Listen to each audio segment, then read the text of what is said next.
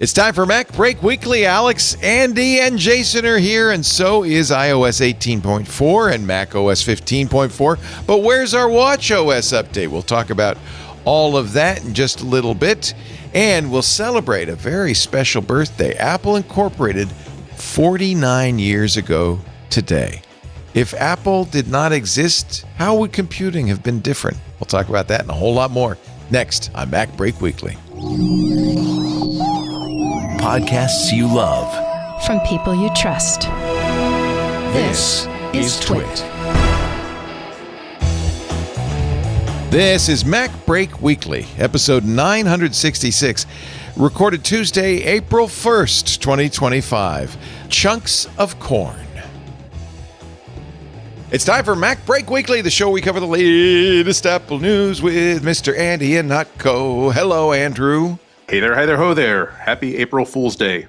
God. I know. I thought that only to honor it, like I was doing some house cleaning this week, and I found my number 2 badge from the prisoner. Oh, that's and good. I thought, I'll wear my number 2 badge, and that will be like a soupçon of whimsy. And then I thought that, well, perhaps we don't really have. Is that in your cupboard since 1982? I mean, no, it was for like the next. I told you all a while back that like I happen to be going to the Met Opera like on Halloween weekend. Oh yes, I remember. And so I put together a Boba Fett cosplay that would be appropriate for the Met Opera. And then I thought, gee, I think I want to have like another one of those standing by for like the next time that happens. And so I have a number 2 costume, like including including exactly the right scarf, exactly the right shoes too.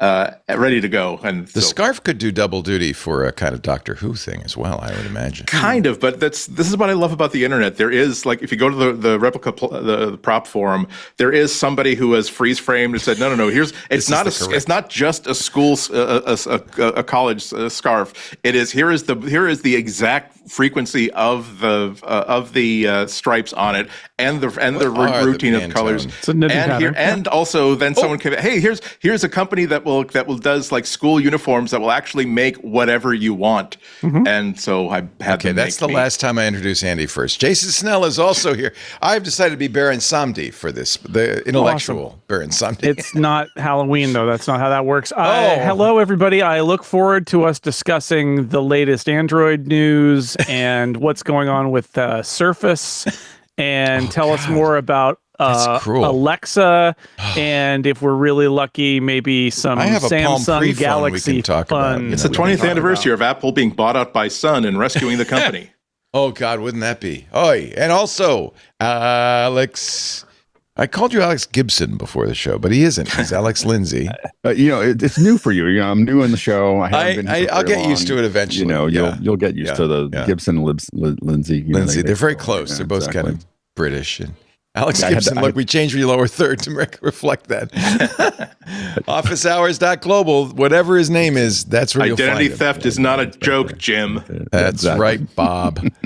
18.4 and 15.4 came out last night. I snuck up into the attic and rebooted all the machines to bring them up to date. And I think that every 1, 2, 3, 4, 5, 6, 7, 8 devices have now been updated, I believe, in the house. I think my problem is that I'm on the betas, so I don't ever know what. Oh, you don't know what's working, what's not working. When are people going to see things? I'm kind of. Well, I could tell you, recipes in News Plus is not exactly the killer feature.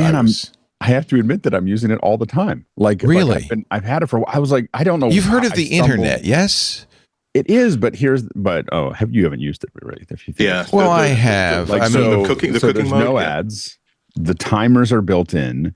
It's easy to tag. I mean, it is. I haven't used it with the timers. Oh, that's cool. So it does have timers. So it says, do this thing, and you push a little button, and it just opens up a timer, like in the app.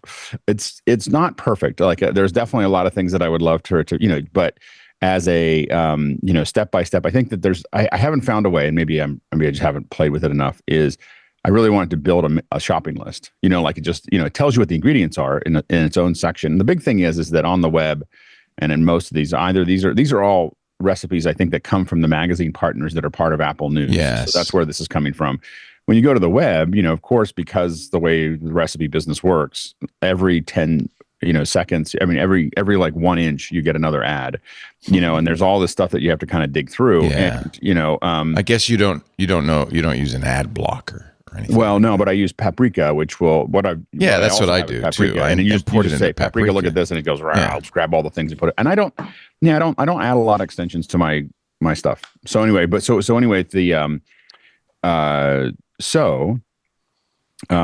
You think it's better, is what you're saying? I don't think it's better than Paprika. I just think that it's good enough that Paprika isn't big. The thing is, it's very limited. That's the thing. I just do a web search for the recipe I want. I know, I find it, and then I put it in paprika, and I'm done. That's what I do. And that's what I do. But for me, what I love is that it goes by, like it shows up every morning. I mean, I use Apple. I don't care what the Apple editors think is a good recipe. But I go through. What happens is it shows you one, and then it shows you a whole list, and I just kind of scroll through looking for things that are like, oh, that looks like that'd be interesting. Oh, that looks like that'd be interesting. It's not replacing Paprika for me. It's just that it's really well designed, well laid out. As a version 1, I think it's actually. I've been using it for a couple of weeks, and as a version 1, I think it's pretty slick. I have it on my iPad. I don't have it on this laptop, oddly enough. So is it not? I've never seen it on a laptop. I've only used it on my phone. It's not in the Mac. Doesn't seem to be. I've only used it on the phone because that's how I cook. Okay. So if I cook, I'm cooking off my phone. I don't cook on the phone. It doesn't get that hot, but I use the phone as my guide. Here's the thing. The biggest problem. It's a general problem with News Plus, which is it's an editorial selection of the news. And I just find it so much easier to just go out in the public internet and find the news myself. And it's the same for recipes in a way. I just don't.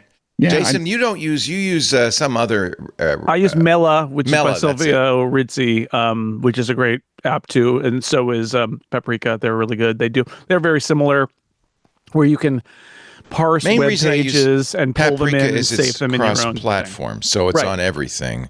And I don't care about that. And Mela is. Yeah, I don't care about that. Yeah, it's a Apple platforms only. Right. So it's very good, well designed. I mean, I have to admit that probably at this point, 50% of my recipes are ChatGPT. So I don't really, that's the shameful thing I don't want to say. But when my actual search starts, like when I wanted to make bagels in Perplexity. And what I do is I go from there to the sources if I need to. A lot of times I've really tried to eat everything that I bought, which is hard when you go, so what I mean by that is that you buy a bunch of produce. I buy mostly produce. I buy very few packages of things. And so I end up with a bunch of produce. I've kind of whittled away a bunch of it. And then I'm like, okay, so I have this, and this left over that was, aspirational, or it was something curious. I buy a lot of stuff. Like I see a piece of produce that I've never used before. I'm like, I'll buy one and figure this out. But I come home and I go, I got this thing. How do I cook it?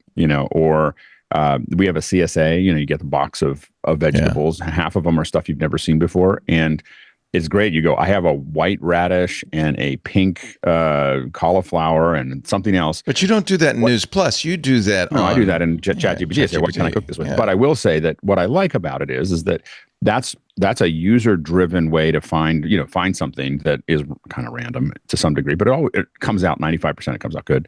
But what I love is that I love actually the curation of, these are. I didn't think about putting those two things together. Or I didn't think, and it from visually and from the title, it looks like it might be interesting. So I just tab it. Like I tab a lot of things. I haven't cooked them all. I cook them. I think we should call when I'm brainstorming 18.4 the Homemaker edition, because it also adds robot vacuums to HomeKit. So maybe this is the Homemaker version. Robot vacuums. Does anyone have one? They really freak me out. Like I keep on thinking that I should get one. Jason, you have one. I have a Roomba. Yeah. You like it? I just wish that my house was tidy enough that Jason kind of rolled his eyes. Like, could you use a Roomba, or would it have to be maybe an all-terrain Roomba? Andy? Yeah, me too. Yeah. It's like I've got so many cables going here and there. I've got like in my office, it's basically goat paths. It's not. I mean, it's not like a episode of Hoarders, but it's like a box got put someplace because I need to remember to pack it. Modern robot vacuums either use visual or LiDAR, and they avoid piles of things. Cables is a little bit harder. Sometimes they will do that. I have 3 pets in my house. I do have a Roomba. It works fine. It really is solving the problem of my wife and I are not going to sweep every day. We're just not going to do it every day. And I can run the robot every day, and it helps. It fills its little bag full of cat hair and dog hair. So that's great. And dust. Could it be better? Yes. Is it designed? Our robot vacuum is designed for people who do not work at home. Yes, they are loud and annoying. They get in your way. It seems like every time I want to be in the kitchen, the robot is in the kitchen and I'm stepping around the robot, or it's bumping into my leg or whatever. But like, I like it. I wish it was quieter and I wish it was more efficient, but I keep using it because it picks stuff up, and we have lots of pets in our house, and it really does help since we're not, sweeping or vacuuming twice a day.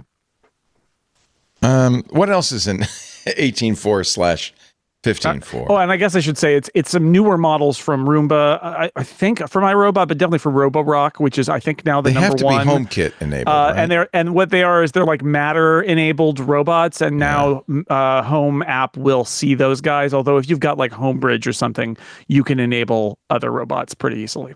9to5Mac is saying that Roborock. Yeah, Roborock. They're number one. They're number one? They're number one, I think. I never even heard of them. Yeah, it's they're big and very popular. They're rolling out a firmware update to put HomeKit support on a handful of its models, which is, it's hard to hold them in your hand, but they are quite a few. The S8 Max V, the Saros Z70 10R, the Q-Ravo Curve. Well, how did wait a minute, I thought iRobot was the dominant company. They were. I mean, there's actually a great episode of the Verge cast a couple weeks ago where David Pierce talked to Jennifer Pattinson-Toohey, who is their smart home. Yeah, she's so good. And she's got 1 million robot vacuums because she covers that category for them. And she tells the story about how iRobot basically, they were going to get bought by Amazon, and they were such a dominant player in the robot vacuum market at that time that there were a lot of regulatory issues, and the deal was off. And what happened in those 2 years while that deal was going on is they weren't sure what their strategy was going to be because Amazon was supposedly going to buy them, and all of their patents started to expire, and Chinese companies started to build kind of originally knockoffs, and then, does it sound familiar, improvements on the original. And in a rapid period of time, the Amazon thing fell through because they were too dominant. They lost their dominance. They got way behind. They may be close to needing to be bailed out by a buyer because they might go out of business. And they sort of pivoted to making robots that are much more like the competition than they used to be, despite their many years of R&D. It's kind of a sad story that involves, I mean, I would say the saddest part about it is they lost a lot of velocity when Amazon wanted to buy them, and the fact that that the deal got knocked off, and the result is that they're not even dominant anymore. They're kind of falling apart. It's sad. Can you use your Roomba with HomeKit? I have Homebridge. Oh, you need Homebridge. Which will let me do that. Although what I do, so the Roomba app for iOS, for people who have Roombas out there, has widgets. And so what I do is I have, and it has shortcuts support. So I actually have a shortcuts widget with all my robot commands in it. So I can, and it's on my like the little widget screen that's to the left of the home screen. How many pages do you have on your iPhone? I don't. I have one, Leo. But then I also have the widgets on the side that you swipe in. That's smart. Yeah. And it's a single widget with 4 shortcuts on it, and the shortcuts are like open the app, send it home, pause it, or I forget what it is, start it again or something like that. And that's what I use to control it. So I don't even use the app, but it's not automated. I use its built-in automation instead. I stopped swiping over when my 401k started plummeting, and so I want to see the stocks. You need to take stocks off of your phone. I have to take stocks off my phone. That's what you need to do. Clearly. Talk about, it's not doom scrolling, it's side scrolling, but it's doom, all right. All right. Also, the EcoVax D-Bot. These are all Chinese, aren't they? Let's admit it. Oh yeah, the Chinese have figured this out, and like I said, they sort of it's the classic pattern. They started making knockoffs, and then they started improving, and it was at a moment where iRobot was kind of in flux, and they kind of shot past them. And isn't it interesting? I mean, that happened with drones. It's happened with everything. phones, drones. I was listening this morning to A Country Boy Will Survive, and I thought, yeah, unless the country boy's using anything made in China, these will all cost more as soon as the tariffs kick in tomorrow on Liberation Day. Congratulations. So get your D-bot now, I guess. Yeah, Anthony Nielsen in the Discord pointing out something that's absolutely true, which is this is what happened with EVs as well. EVs as well. BYD not in the United States because we aren't allowed, but everywhere else, the Chinese EVs are cheap and pretty good. And it's ironic because as Flow Connect's pointing out in our Discord that iRobot came out of DARPA research in the United States. Yeah, originally they were, Jennifer Patterson Toy tells the story, and I should say she was also on Tech News Weekly with Micah talking about this topic too. Or she was, yeah. She was. Yeah. But yeah, they used to be a much more kind of highfalutin robot research company, and then eventually they just said, oh, people want us to make vacuums. So that's or as we think of them, cat transporters. Yeah. Huh. Okay. Well, anything else in 18.4 that's thrilling and exciting? And there's a new ambient mode for audio. So now, like, if you write in the control center, if you want to say, oh, I want music to study from, or I'm trying to get to sleep, or I'm trying to chill, or I'm trying to meditate, there's actually like 5 categories you can just check. I don't care what it is, just give me like ambient sound for meditating, and it will do that. Now, you know what Spotify does with that is they play fake music. So is this going to be real music? What is it going to be? I think it's real. Not used it. Yeah. I hope it's real. That's kind of an issue on Spotify. And they're also very proud of expanding AI to more languages and more countries, including Vision OS. Yeah. It doesn't seem like to be a huge like feature update. Mail is getting the new categorization feature, right? Yeah. So that's something. So now, let me ask a question. Is this update going to re-enable Apple Intelligence? Not the stuff that's screwing up. I mean, it is. I mean, you are getting priority notifications. If you turned it off, though, will the update turn it back on? It has in the past, right? Yeah. I don't know. I suspect. I mean, I guess we all have it turned on. Yeah, that's like a dark pattern that no one's happy with. Like things seem to be getting turned back on whether you want it or not. Or in some cases, like when you do the update, that it opts you into something and doesn't give you a clear way to opt out again when it says, oh, congratulations, we've given you this feature that we're not sure that you want, but we want to make sure you use. You're welcome. Jason Snell, did you run off and get your Roomba? Is that where you went? I'm having a bee issue in my garage right now. A bee has gotten in, and I'm trying to see if I can get it back out. So no! Please, if you hear me screaming, it's because the bees have attacked. Not the bees, not the bees. It's the bees. Yeah, there's a little bees. There's a little bee, carpenter bee that's making a little nest outside my office, and I think maybe one of them got in. So, not great. Please stand by. That's not a new feature of 15.4, by the way. If you need to run off, please don't hesitate. If I just am not here for a while, that's probably why. If I hear ladylike screams, I will know. Oh dear! That's what I do. I just want you to know. Captain Spaulding. Did you know? So are we done? I mean, 15.4. You should probably update. There are probably security updates that we. Yeah, there usually are. There was a bunch. It's also a couple of interesting things that they updated as usual everything, but the update for watchOS got pulled like almost immediately. So you can only, they haven't explained why. Nobody's got an answer from Apple. Apparently, I guess there was a bug that got found very, very late, so that got pulled. They also released security updates for some a bunch of Macs and devices that don't run like the latest drop. So that's interesting too. So if you're running like an older iPhone or an older Mac, if they invite you to update, that's given that's a security alert, they probably will. It's probably a good idea to update that. But yeah, this isn't like a game changing update. This is just another 0.1. 8 new emojis. Well, I forgot about that. Yes, come on, man. And actually, for people, Apple Intelligence support for what it's worth. French, German, Italian, Portuguese, Spanish, Japanese. I mean, like, there's good. I don't know if that happened during the bee incident, but yes, Andy briefly mentioned that during the bee incident. A bunch of languages, which is nice, and the quick start feature, which we talked about a couple of weeks ago, where just like with your phone, you can hold a phone next to a new Mac, and it'll sort of zap over your Apple ID and stuff, and just make it easier to log in and set it. Oh, I like that. That's that old cloud, that funny little cloud thing. Yeah. That you can take a picture of. You get a new sketch style in Apple Image Playground. Has anybody continued to play with Image Playground, or is that just like? I mean, a lot of us have Midjourney, and then ChatGPT came out last week, and we're that's right. Ironically, Studio Ghibli and Image Playground.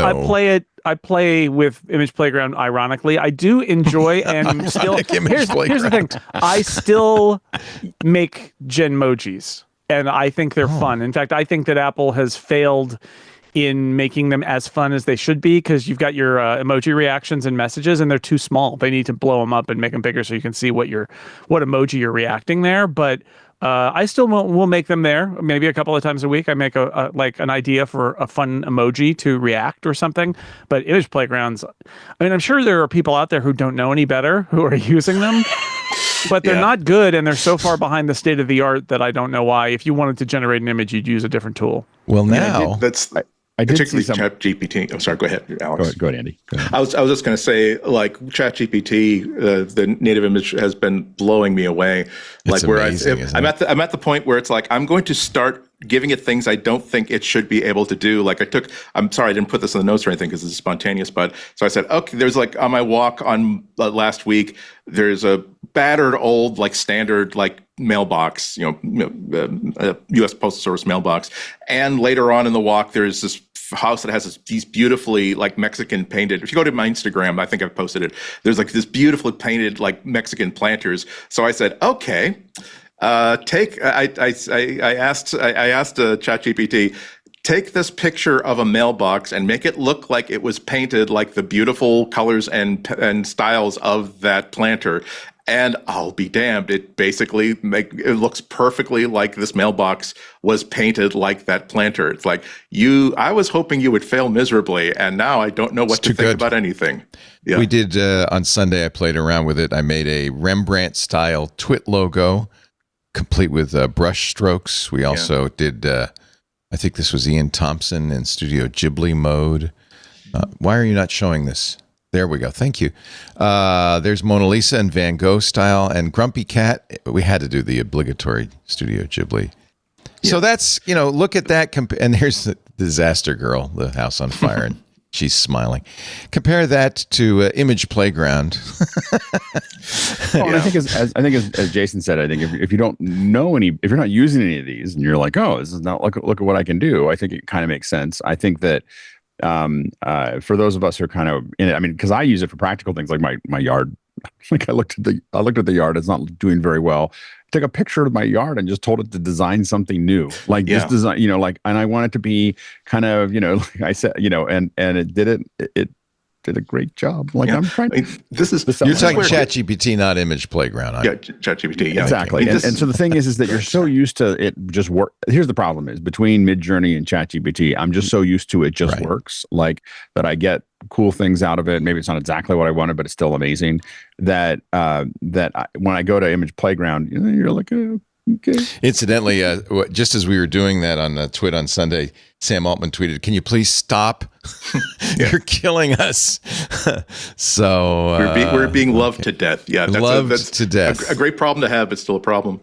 But yeah, well, it's a problem when it costs a lot of money to create these things. But that's what I was gonna mention, that like now the ethics become a little bit more complicated, because we can still say that, okay, well, look, if all we're doing is saying, oh, please make this look like it was drawn in the Studio Ghibli style, that's where, okay, well, gosh, these AIs were trained with this artwork that's created by humans without their permission.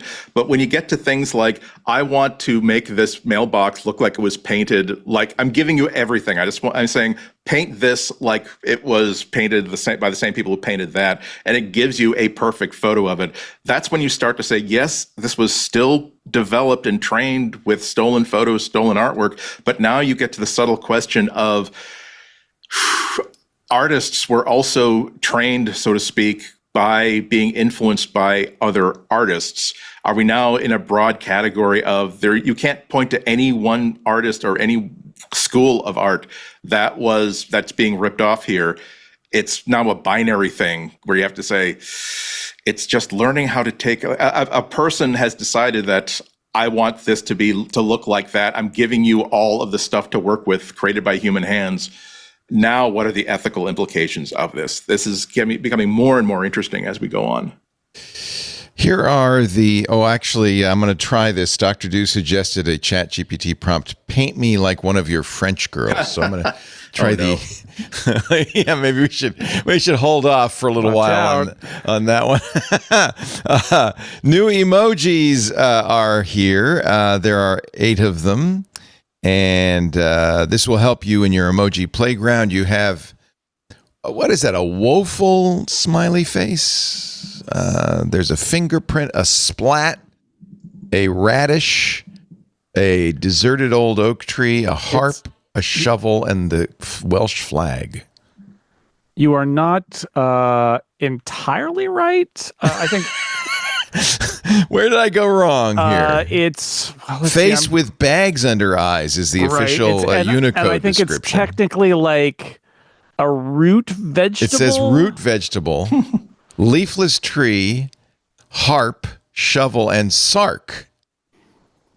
I thought it was Wales. Sark is an island in the Channel. It's one of the sort of semi-independent channel. There's still the king is still in charge there, but it's not part of the UK. I stuck them in Wales, and I totally apologize to all our Sarkians. Doesn't it feel like we're running out of the need for new emoji now?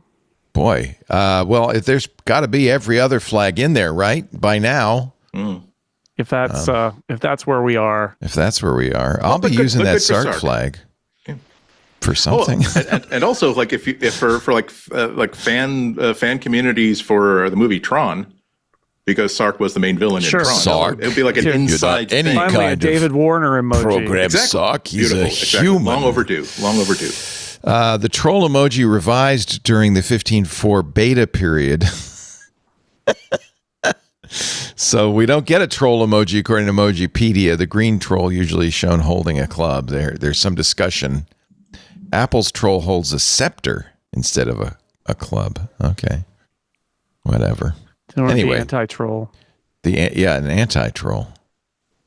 Yeah. New Syria flag, too. And thank God there is a bagel, okay? There is a bagel, and the bagel appears to have cream cheese. So... But that's been around or something. Yeah, but keep in mind that it's all down to the implementation because we live in a world of what's called delightfully emoji fragmentation, where every platform gets to decide the art for the emoji, and these days they try to not be an outlier because it can lead to deep confusion if you send something on your end on an iPhone. Right. Somebody on Android or WhatsApp or whatever gets a completely different kind of concept. I got a root vegetable. Yeah. By the way, the bags under this guy's eyes are not that baggy. They could be bag. Look at my eyes; they're much baggier than that. So, I guess it's just a how beaten down are we by work that we said no, he's not exhausted enough. He doesn't look weather beaten enough to be. He's not my any. No sirree, Bob. I kind of buried the lead here. This is the 49th anniversary of Apple's incorporation. Yes, April Fool's. Yeah, so next year's going to be something, huh? Yeah. Do you think they'll do a big 50th? I think so. All of our favorite companies are turning 50. Microsoft's turning 50. All of them. Computing would be totally. This is William Gallagher writing in Apple Insider. Computing would be totally different had Apple not been formed 49 years ago today. That's an interesting question. If Apple did not exist, would we have had to create it? Would we have come up with something similar? I don't know. The thing is, like, that's a great topic because the thing is, the brilliance of Apple in its first 10 or 15 years wasn't in coming up with something that no one's ever considered before. They're mostly implementing things that have been talked about and were being developed and other nerds had been building for a long time.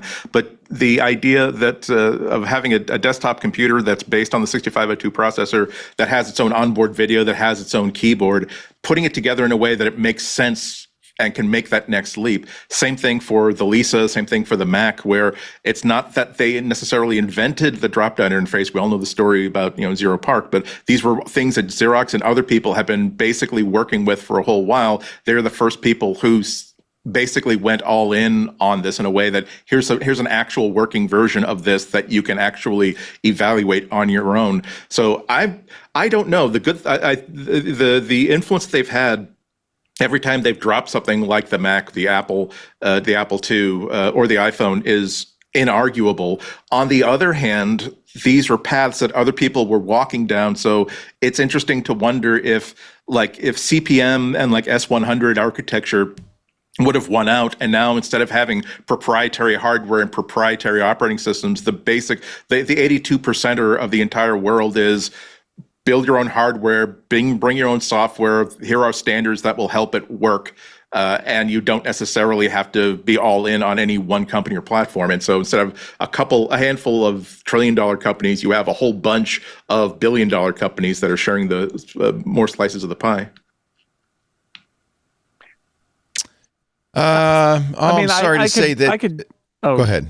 I could jump in there and say, yeah, I such a great hypothetical question. My gut feeling is that everything got nudged a little bit more by the presence of Apple as a company that was a little bit of a renegade, right? Like, I think a lot of stuff is inevitable in terms of tech, but I think that there's also paths that don't get walked down or don't get walked down in the same way. And so, would Windows 95 have been in existence if the Mac didn't exist? Or would computers still look like, computers probably wouldn't look like Windows 3.1, but they wouldn't necessarily look like modern Windows, let alone Mac OS. But going back to when Apple smartphone too was founded in 79? 76, 49. It was a green text on a black screen, all caps. Sure. 40 characters. Sure. We didn't have GUIs. No, back in those days, I mean, they were trying to nudge. It's the same thing, right? They were trying to nudge the new personal computer industry into being friendlier, into being something that could be more appliance-like. That was obviously a Steve Jobs obsession, was like, how do we get this in a friendlier, more appliance-like way? And that drove other companies in that space to try and react to that and be more consumer friendly in the early days. And then there was the nudge with the Mac and the interface and all of that. The nudge with the all touch smartphone design is another great example of that later on.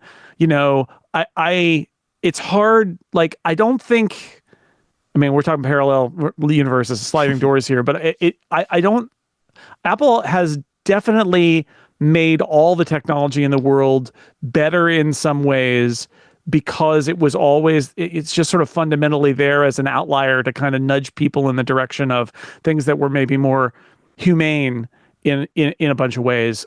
We could argue about the net, but I feel like you do need an agitator, and I'm not sure they would have had the right proper agitator to do things like push the tech industry to be a little more humane than it otherwise would have been. I think that there's a handful of places where Apple changed the paradigm, and then there's a lot of places where Apple just made it way better. Like what was already happening. So if you look at I had an Apple II or whatever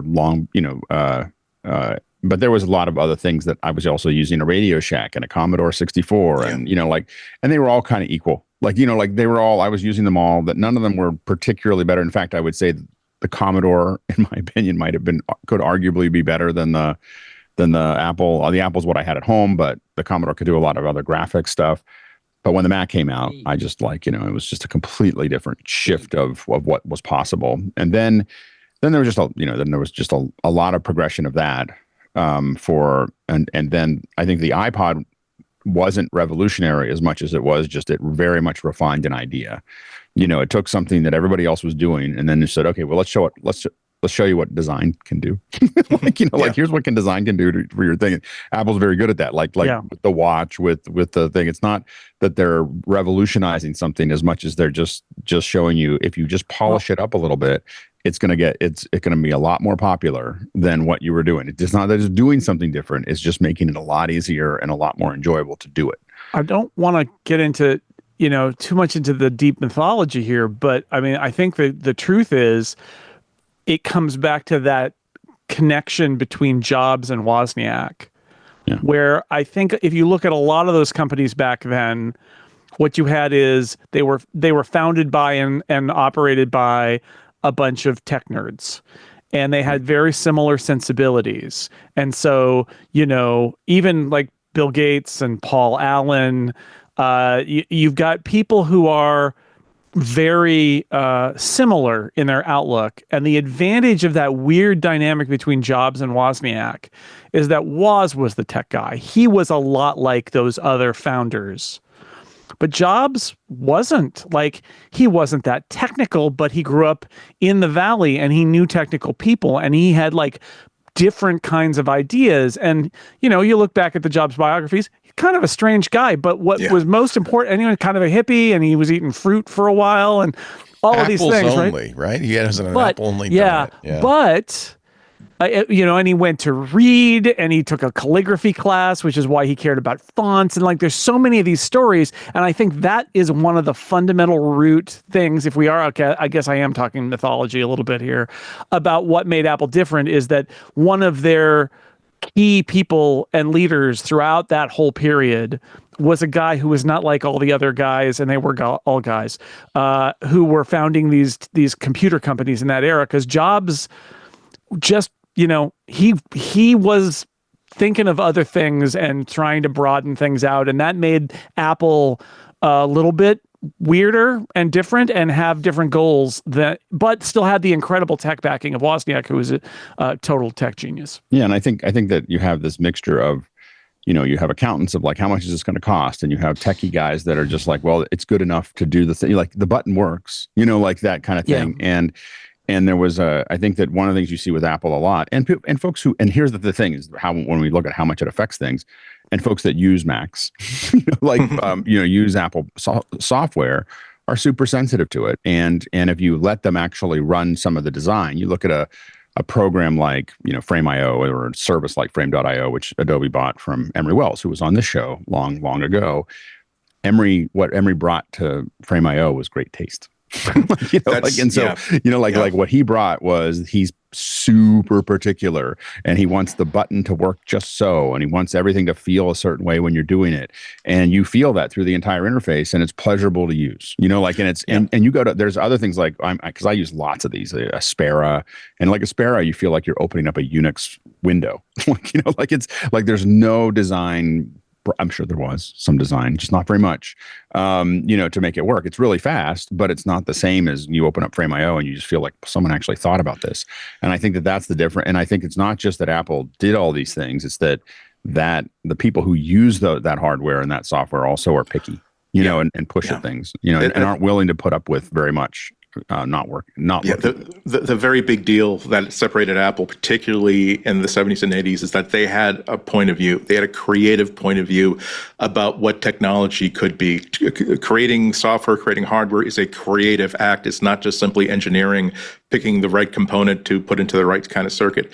And there was a lot of opportunity for a lot of different outcomes. Like, Apple didn't break word processing open. That was probably WordStar and KPro. That CPM was like the word processing platform. They broke open spreadsheets with VisiCalc as being like the default platform for VisiCalc. But quickly, other platforms were able to do that just as well. So the question becomes, why would I want to go to any one of those other platforms if they're giving me more choices? I can do them less expensively, like with the Commodore 64, all these other things. It's like, no, this has a point of view that I understand. This is a style that I like, and that I understand the story that they're trying to tell with their products. And so therefore, I feel as though there's something special about, and specifically an Apple IIe running Apple Writer or running AppleWorks, that is not the same as a KPro 2 running WordStar on CPM. Yeah, I also want to mention, we're talking, since I'm saying what was weird about Jobs in those days, what wasn't. But he was like a business guy, even when he was a hippie without shoes, smelly, eating fruit.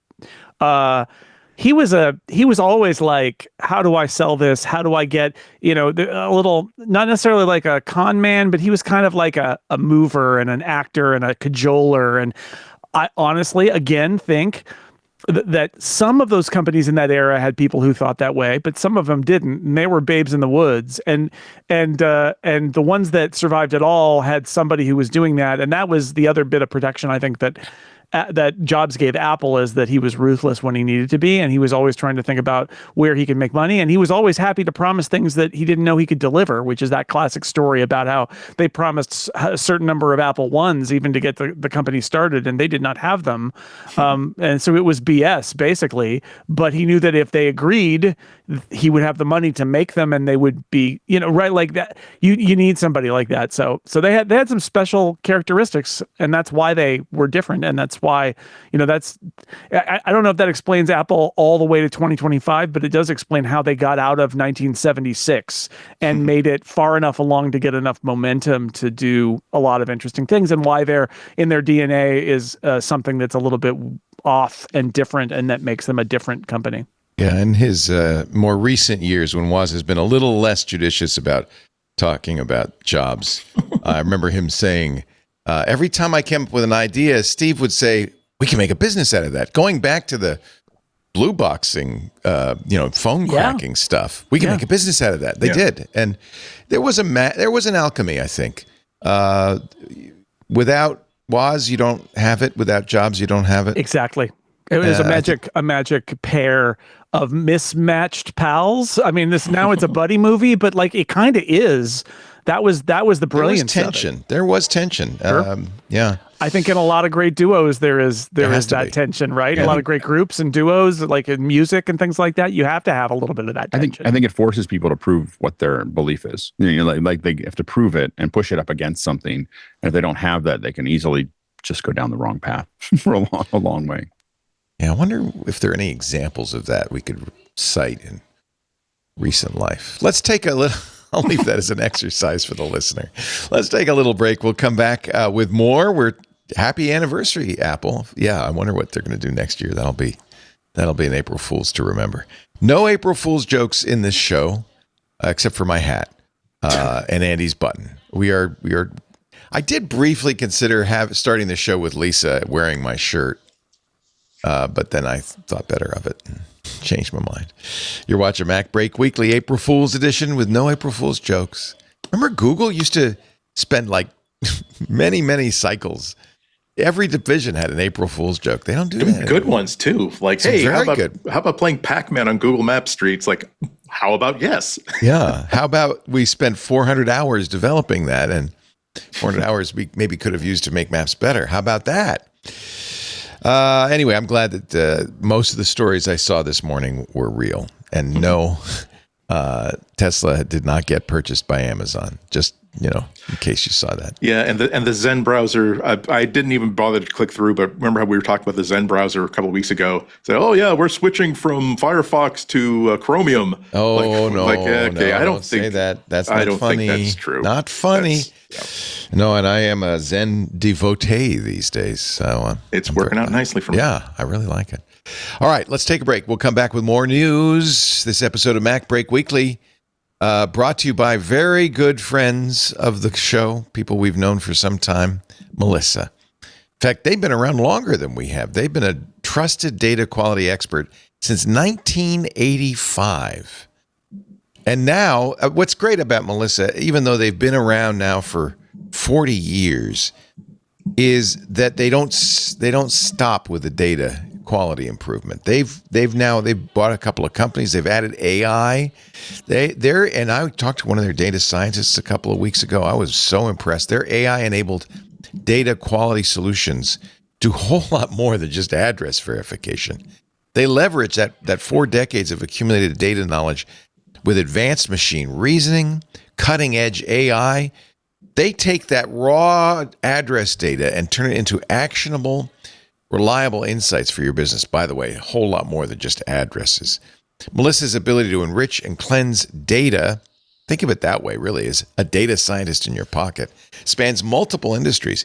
You'll see Melissa used in financial and fintech for things like know your customer and fraud prevention. In healthcare, I was blown away.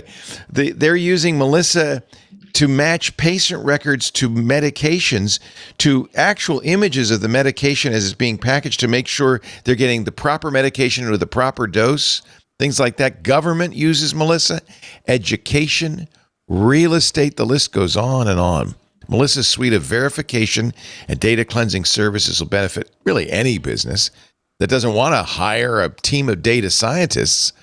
You got one with Melissa. Whatever rules your business operates within, Melissa can encapsulate them, turn them into actionable software that changes your business. It's amazing. It's like having a data expert always ready, never sleeps. Melissa's intelligent systems can verify identity to prevent fraud in gaming operations. They ensure valid patient and medicine identification in healthcare systems.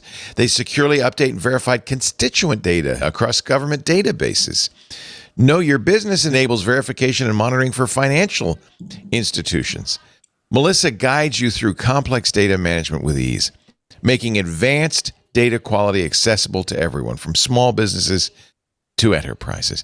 With real-time data validation, comprehensive enrichment, and cross-reference verification with the gold standard reference data Melissa's always maintained, you get intelligent anomaly detection. I mean, it's just no wonder Melissa is the trusted data quality expert worldwide. And incidentally, although it's not incidental to you, I'm sure, your data is safe with Melissa. They encrypt all file transfers. They have an information security ecosystem built on the ISO 27001 framework. They adhere to GDPR policies. They're SOC 2 compliant. They check all the boxes when it comes to data safety. Look, I just want you to contact Melissa's team to find out what they can do to elevate your business, evolve your data quality. Get started today with 1,000 records cleaned for free. Melissa.com/twit. Melissa.com/twit. They are your data scientist in your pocket. Melissa.com/twit. We thank them so much for their support of MacBreak Weekly. One quick update. Yes. While we were recording, Apple has finally re-released watchOS 11.4. So it's now whatever reason they pulled it is now solved. So now you can actually update watchOS to 11.4. Interesting, huh? Yeah, it has that new breakthrough notifications turned off. So like if you can designate an alarm as, okay, I don't care if I put you in silent mode, this alarm I should break through, anything like that. So I think that's the only breakthrough silent mode is what it's called, alarm option in sound and haptics. Now that, of course, the phone has had that forever. I guess it makes sense that the watch should have it. Yeah. I don't sleep with my watch on, but I guess that makes sense. Apple wants you to. Apple I know. really More data. wants you to. We can't save your life unless you're giving us more data. I got the sleep apnea works that way. The Vitals app works that way. right. Like they really want you to sleep with your watch now. Do you? I will say I do. I got a Series 10 and this was happening and I haven't written about it yet, but I have this piece going around in my head right now called Sleeping with the Apple Watch, because that's what I've been doing for the last 4 months. And it takes some getting used to, because I used to charge like overnight and now I can't. So I charge a little before bed. Sometimes I forget, but sometimes I remember. I charge when I'm in the shower. I try to do it that way. Here's what I will say. It's not that obtrusive. And the data is interesting. I'm glad to know that I do not have elevated instances of breathing anomalies, so I don't have sleep apnea. That's great to know. But I will say this: alarms are great. I vastly prefer an alarm that is, hey, a little tap on my wrist. Hey, much better. Time to wake up. Then Well, especially especially if you sleep with somebody, because I don't you like don't want sound to wake alarms. them up, right? Yeah. Well, also, yes, that means that Lisa I gets can- up really early. I can wake my wife up either, or I can choose to try to let her sleep because it's a Exactly. private, it's Yeah, just it's just you. me being bugged by it. I like that part of it a lot. What band do you wear to make? See, I have a big titanium. I can't sleep with that. I generally am either wearing the knitted loop or a sport band. So lightweight. something I have the one that soft and came with rubbery. Yeah, The rubbery one that came with it is all I've ever. I have some others, but I'm currently actually using the rubbery one that came with this. It's just the sport band. I've often slept with something soft and rubbery, but this would be the first time I'd do it with my watch. Heyo! Heyo, Alex. Oh yes, sir. Oh yes. Alex, I don't know what that means. Alex, by the way, I tried in the same vein to convince ChatGPT to paint me like your French girl, and it refused. It said, I couldn't generate that image because the request violates our content policies, you slime bag. Did you try French Canadian? Maybe that was it. Yeah, it's funny that it would say no to that. I could see it says, well, what, give me more information, but no. All right. Alex, you sleep with your watch on too, huh? Oh yeah. Yeah. I love I have to admit that I've become a little obsessed with the health app in general. Like I just, and so I'm just constantly paying attention to all these weird, the problem is you give me a bunch of data and my brain can't stop like processing the data. And so looking at how long I slept and what kind of sleep it is and when I went to bed and when I got up and and then I think about how I feel the next day and, and like, what did I do beforehand? And there's just definitely it definitely affects behavior, I think that I don't know, I've been doing it for a long time now. I think that it also affects like my willingness. Like I have a do not disturb that turns on at 6 p.m. and that came from the sleep app, because I was like, I need time to not be talking about work. And so to not be thinking about it and everything else so that I can slow down. I don't go to bed at 6, but I usually get to bed between 9:30 and 10:30. But I just need that time to like, finish up whatever I'm finishing up, have dinner, do whatever else I'm going to do, watch TV, do, whatever, have some time down and then and I did that because I was noticing how my sleep was all broken up because, and I was noticing like when I did that. And so now I just, it's almost impossible to get a hold of me after 6.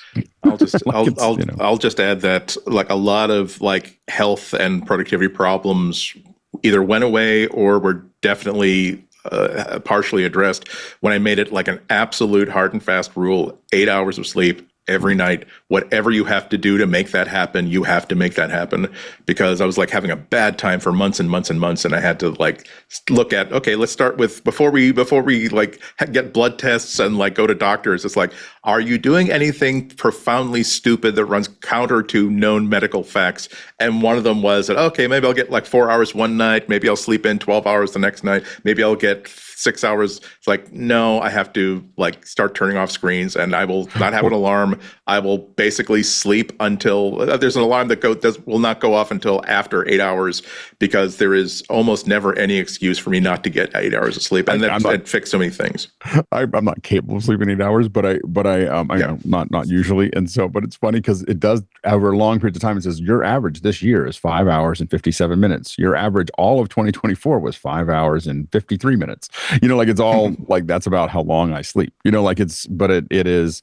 But you get, and the problem is you get that data, whatever it is, whether it's your exercise, your weight, and I think blood sugar will probably come eventually. All these things, and especially when you're tracking it over long periods of time, it gets super interesting. Yeah. Like you see these huge patterns as opposed to things, and it's just that we've never had access to that kind of data before, where something you're always wearing is kind of just slowly and I would never trust anyone but any other company but Apple, not because I think Apple is good, but I think privacy is part of their core business model. This is another area where Apple can really clean up with AI. I mean, this Mark Gurman was talking about this during his newsletter, but the idea of like, I would love to be able to give ChatGPT or Gemini, here is my sleep data, or here is other like heart rate data collected over the past month. Is there anything that I could be doing to improve my health or to improve my like cognitive ability? And I'm sure that an AI would be able to like do wonderful things with that. But would I trust I'm going to give medical data to Gemini or OpenAI? Like Gemini, maybe if I knew there was going to be a really great benefit. OpenAI, almost certainly not. Apple, absolutely yes. Gurman's Power On newsletter this Sunday said the Apple's focus will be on health. He quotes Tim Cook saying, in the long run, Apple's going to be best known for its health initiatives. Its greatest contribution to society will be in healthcare. He does mention that non-invasive glucose monitor, which is they've been working on, they say, Gurman says, for 15 plus years. The idea originated while Jobs was alive, which is, 15 years ago. To add a sensor to the Apple Watch, it's difficult, right? Yeah. He says Apple's health team is working on something that could have a quicker payoff. Project Mulberry. It involves a new revamped health app plus an AI health coach. That's kind of interesting. Remember, Apple might have a lot of ideas, but they have to get them past the FDA. Oh, wait a minute. Never mind. They don't have to get it past the FDA anymore. I don't know who was there at the FDA. Anybody? Most of them were fired yesterday. So, but I still think you got to get approval, right? Yeah. Yeah. Yeah, although health coaching may be a different, right? Yeah, there's a lot of Apple's health Gurman features that are non-doctor features. Yeah, it says the service would be powered by a new AI agent that would replicate, at least to some extent, a real doctor. That's when you get in trouble, when you give advice, right? You really ought to put a salve on that. Or, don't worry, it's not cancer. Every Apple Health feature like AFib detection, sleep apnea detection, it's not that, wow, they finally had a breakthrough. It's like, no, they finally got approval from the FDA to be able to say, we have detected AFib. Even there, they can't say, here's exactly what you should do right now. And they very quickly they step back pretty quickly. I don't, if you're having anything that's odd, very quickly your phone will tell you that I can't tell you anything. You just need to call your doctor. Go call your doctor. Yeah. The company, Gurman says, is training the AI agent with data from physicians it has on staff. They are opening a facility near Oakland, California, so physicians can shoot video content for the app. It's also looking for, oh dear, a major doctor personality to serve as a host for the new service. Like Dr. Oz? Like what? When he gets fired from the administration, he's going to need a fallback. Maybe it's going to be Apple. Well, and again, I think that there's this kind of bigger picture of, it doesn't have to be like, here's how to sew up a wound, or here's how to deal with, an ulcer. But there's so many places where, the vast majority of our health problems are systemic, bad choices by us, but the medical consensus shifts all the time on that stuff. And anything that they're going to be allowed to say will be so anodyne as to be useless. It can pretty easily tell.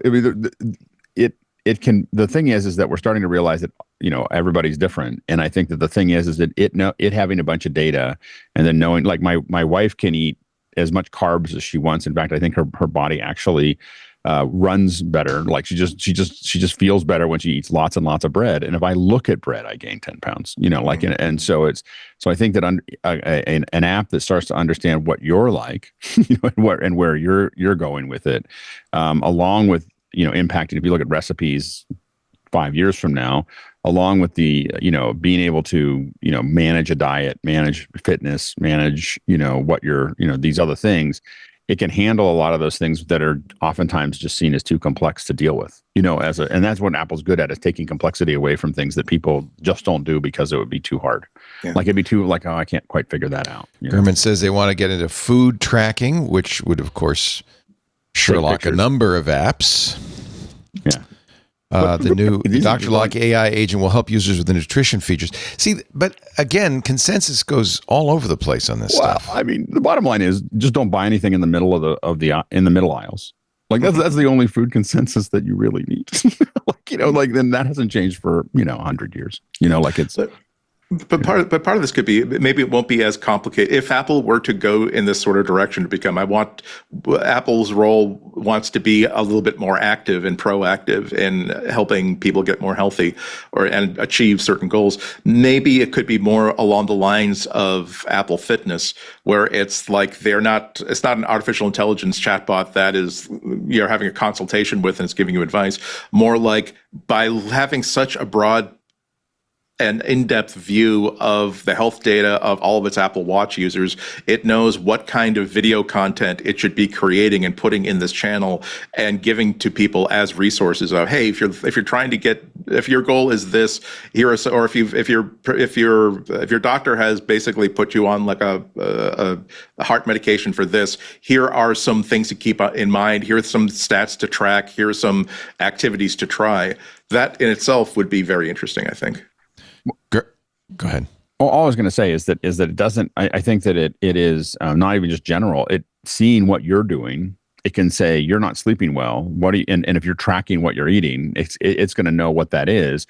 And over time, it can build very complex models about, if it has all this data, it can, everything. I mean, because it keeps track of your steps when you're just walking on your phone, when you're like, I was talking to somebody who manages stuff. They said, we know what your heartbeat is based on your pace. There's so much data that is there that's kind of floating around, but you don't want to share that with other people. But Apple can, start to build a better model of you, of your physical, like what you're sensitive to, what you're not sensitive to, and just the way you move. It can figure out a lot of things, especially when you're telling it a little bit of data that pins it in, and then but then someone says, well, I want to lose 20 pounds over the next 6 months, and design me a workout schedule, a diet, that kind of thing. And it could do that. GPT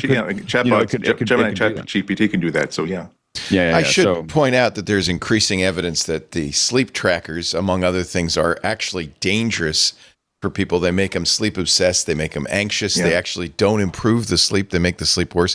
I think sometimes you could actually say too much information is not a good thing when it comes to your health.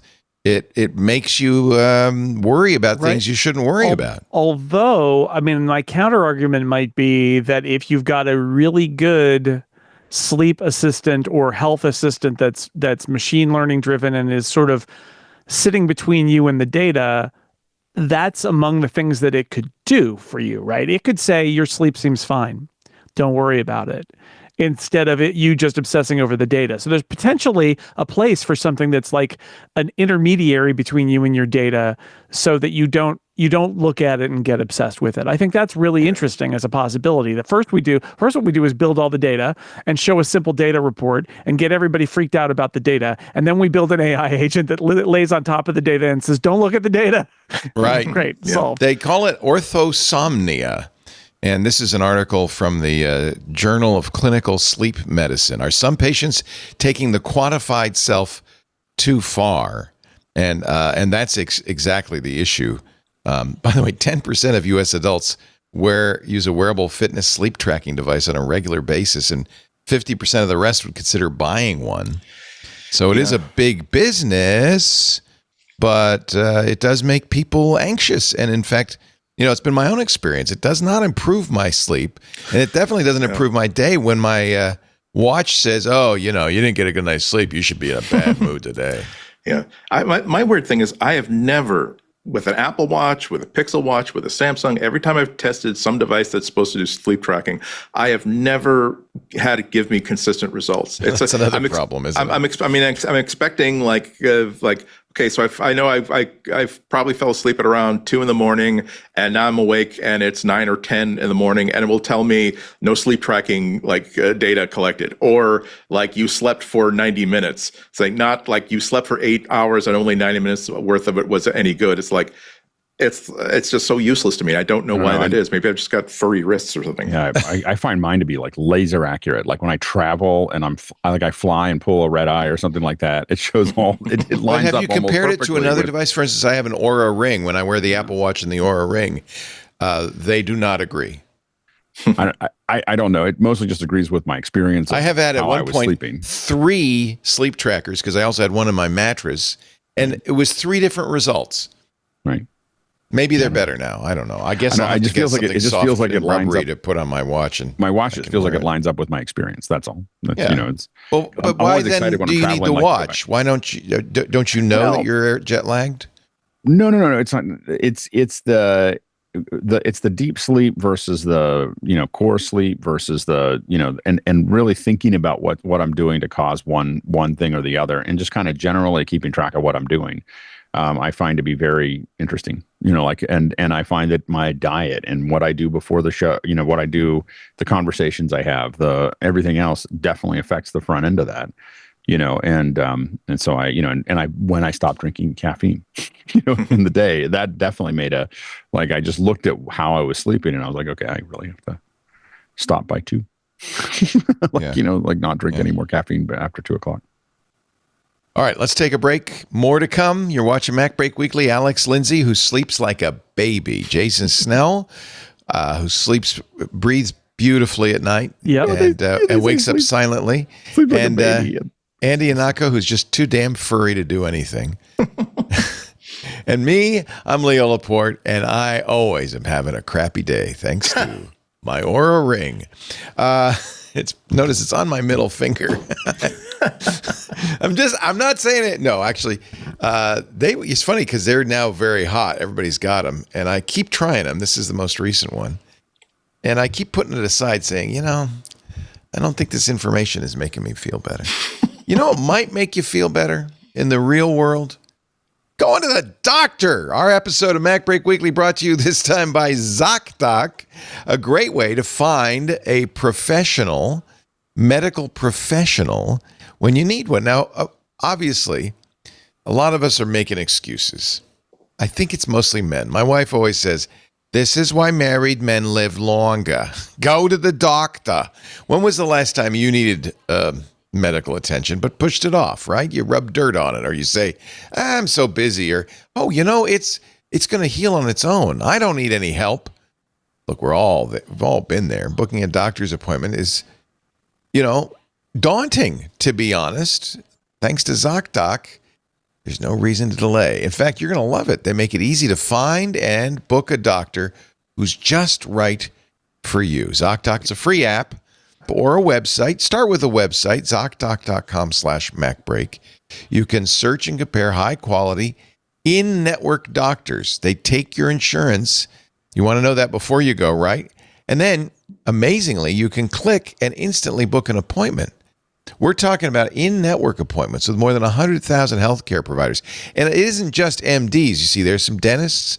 There's mental health, primary care to urgent care. I've used it to find a gerontologist for my mom. Whatever specialty. You can filter for doctors who take your insurance, who are located nearby. You can say how far you're willing to drive, and are a good fit for whatever medical need you have. Dermatologists, psychiatrists, eye doctors, chiropractors. And then, this is the best part, you can see reviews by verified patients. So you can find a doctor that fits your style, your need, what you're looking for. These reviews are super helpful. Once you find the right doctor, you can see their actual appointment openings. You can choose a time slot that works for you. You can click instantly to book a visit. No phone call necessary. Plus, ZocDoc appointments happen fast, typically within 24 to 72 hours of booking. You can even score same-day appointments in many cases. It's just nice to have the choice. Really a fantastic tool. I use it. I've used it many times. You should too. Stop putting off those doctor appointments and go to ZocDoc.com/MacBreak to find and instantly book a top-rated doctor today. ZocDoc.com/MacBreak. ZocDoc.com/MacBreak. ZocDoc. Yeah. Yeah. I know you're smart and you're gonna go get the app. Please just once go to the website so they know you saw this. ZocDoc.com/MacBreak. Then click the link to the app, and that way they'll go, oh, yes. Oh, yes. Did they fix the turn on reactions alert? This is from a blog, Birch Tree. This alert must die. Matt Birchier. You know what? Birchler, yeah. Birchler, sorry. Not ear. Blur. You know Matt? Yeah, sure. Nice guy? Yeah. He's right about this. Smart guy.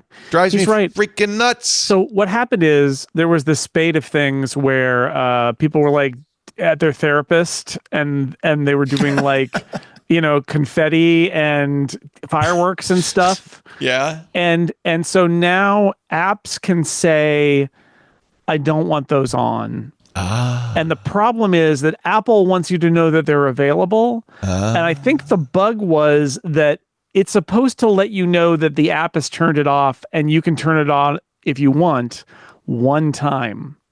But at least in the beta cycle, it would never stop. And so like every time I would launch certain apps, I would get that alert saying, hey, you can turn on reactions if you want. Before every show, I get one now. Yeah, right? So because we're using the cameras for the show. Exactly. It's so annoying. I don't think I've seen it in maybe they fixed the final, but I'm not for sure about that. I just updated last night's, but I think they might have fixed it. I didn't see it this morning. Yeah, because and this is one of those things where people are like, "Oh, it's all a conspiracy. Apple's out to get us," and generally it's probably a bug. Like the same thing where people are like, "They turned Apple Intelligence back on when I updated. When I turned it off." It's like it's probably not policy. It's probably a mistake. It happens, but yeah, it was. So it's interesting to watch that chain of events though, because it's like I don't want accidental activations, and they're like, "Okay, you can turn it off," but if I let you turn it off by default, then the user doesn't know that they could turn it on if they want to. So let's tell them. It's like, okay, but then how often do you tell them? And it becomes this whole. You know how you know? Thing. I just come on and I do 2 thumbs up and just wait there until something happens. And nothing happens. That's good. That's what I want. Good sign. We had for a while. I think John Ashley, right? When we do what we're doing right now, we're using Zoom and then we use Ecamm for the editors, and the Ecamm's running on a Mac and Mac Stadium, and it was putting reactions in. So I wouldn't see the reactions here, right? Am I right? I think so. Yeah, because the chat room would say, "Oh, Leo, you did it again," and no, I remember that. Yeah, I think it was the Mac. Anyway, I think we figured that out, and this doesn't do it anymore. It was always kind of fun when the reactions happened, though. I have to admit. Oh God, no! That's the. I think that if there's any like video of me like on a stream like being incredibly angry, it's when like I just like made a gesture and suddenly confetti rains down. And it's not like, oh gosh, that shouldn't be. It's like you apparently they're saying in the Discord that you triggered copious balloons earlier. Maybe that was for Apple's birthday. No, that wasn't me. I think I turned that not just off, I turned it the hell off. Firework. Oh, there's some balloons. I just saw them because you turn it back on though, Jason. Yeah, I know. you can manually trigger. Oh, you can do it too, manually. Yeah, all from cool. that little not control center, from the little camera camera menu. Yeah, exactly. Yeah. If you really want to do that, you can do it. It's very that's fine. I understand like the rock designers. And roll. Yeah. Oh, I didn't notice there's a fog machine on that one. That's good. And lasers. How come like we still have to wait for like the Max Headroom backdrop? Like that's the only one that I really want. Just like the intersecting colored lines on a black background that like shifts like the corner of a cube. I'm sure we could do that. Yeah. Yeah. Oh. I'm sure there's a way. It would be nice. If we could do that. Fran, there's a certain irony to this.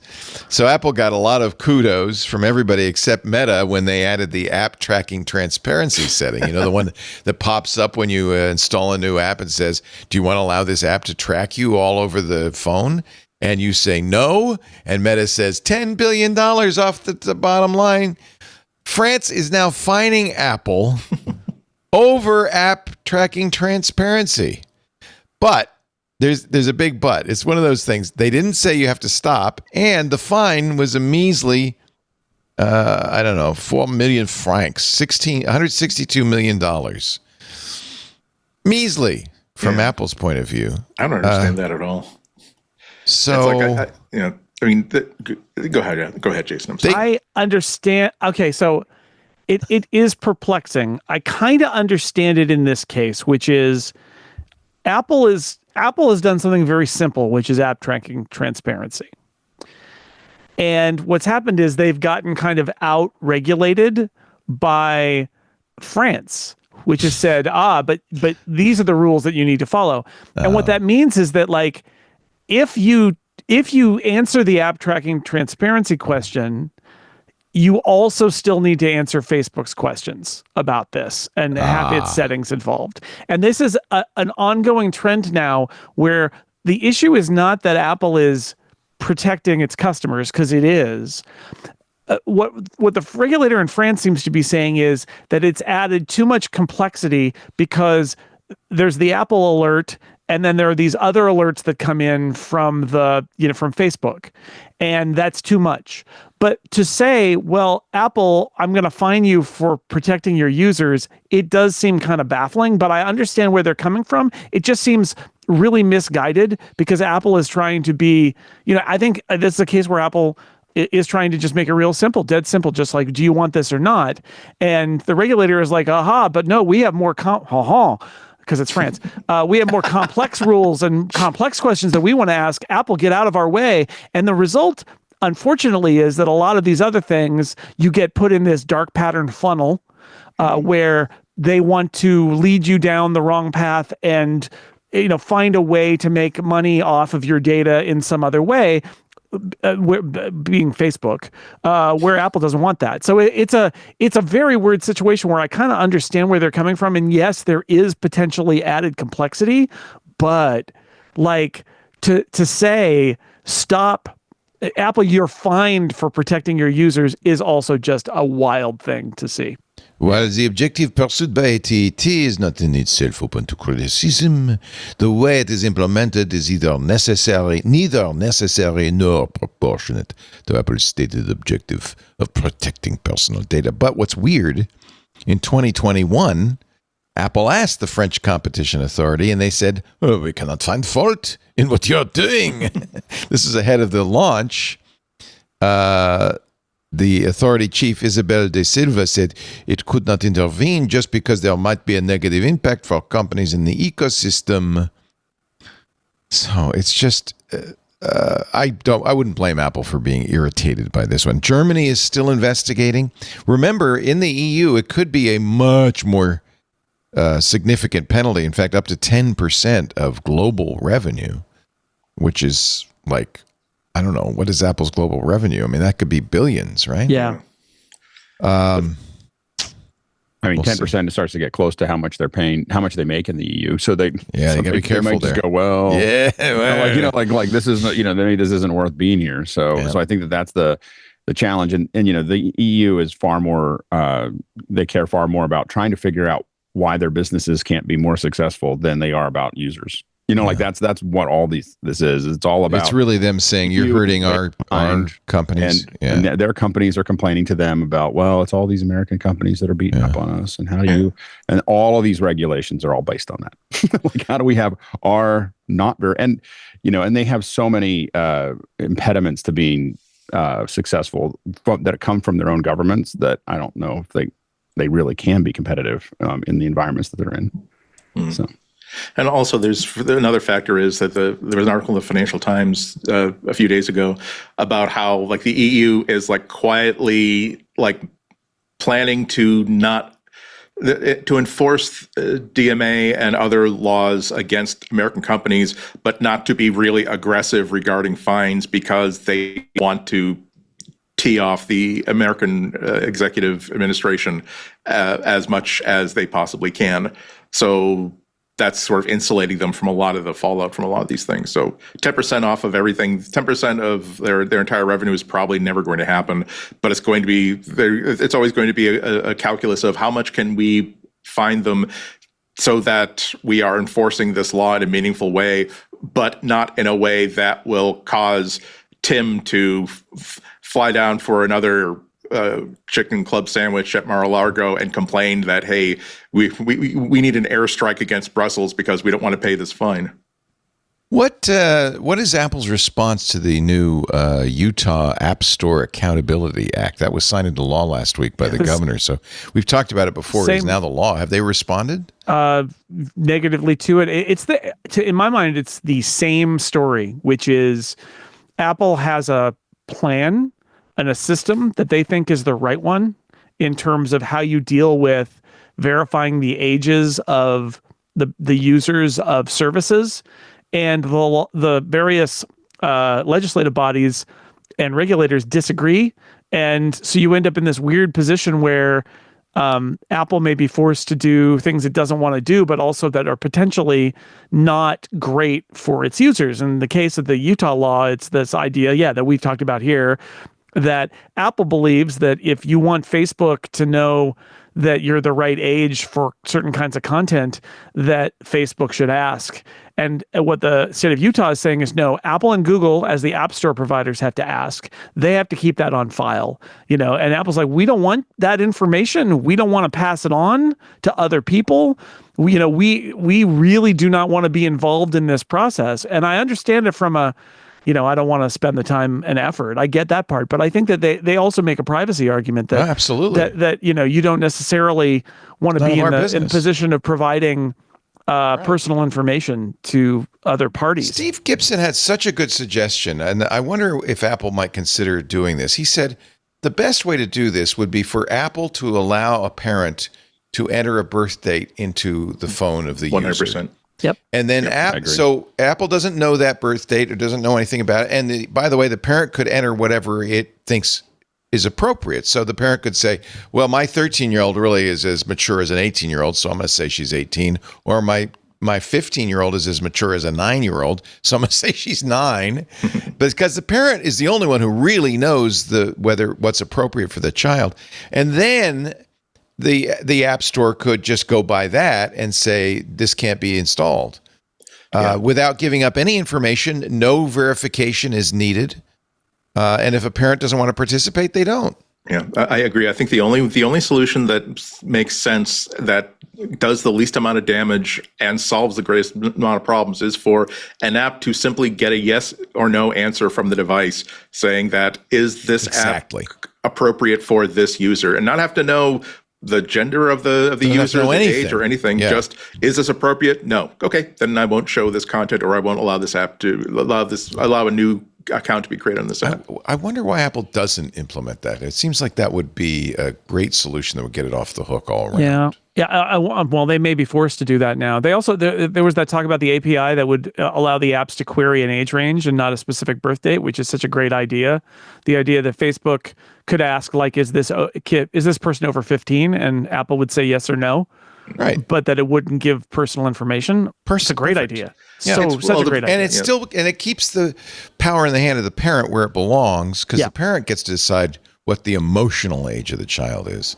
Yeah. And there's no need for the parent to prove that he or she's an adult, which this Utah law would require every user to hand over age information. I honestly think that if there's some sort of industry coalition that decided that this were a good idea, then Apple would happily join that coalition and contribute to that coalition, similar to the way that they were happy to put end-to-end encryption into their support for RCS as soon as there was like a blueprint for the actual standard to happen. I don't think that they'd be terribly interested in creating a standard that would just be another conflicting standard that may or may not be deemed acceptable to a government entity or supported by Instagram or any other app. But this is an area where I think the industry needs to get together and decide that here is where world legislative intent is heading. Here's how we can head off problems and actually create solutions, not just head off liability for ourselves, but actually create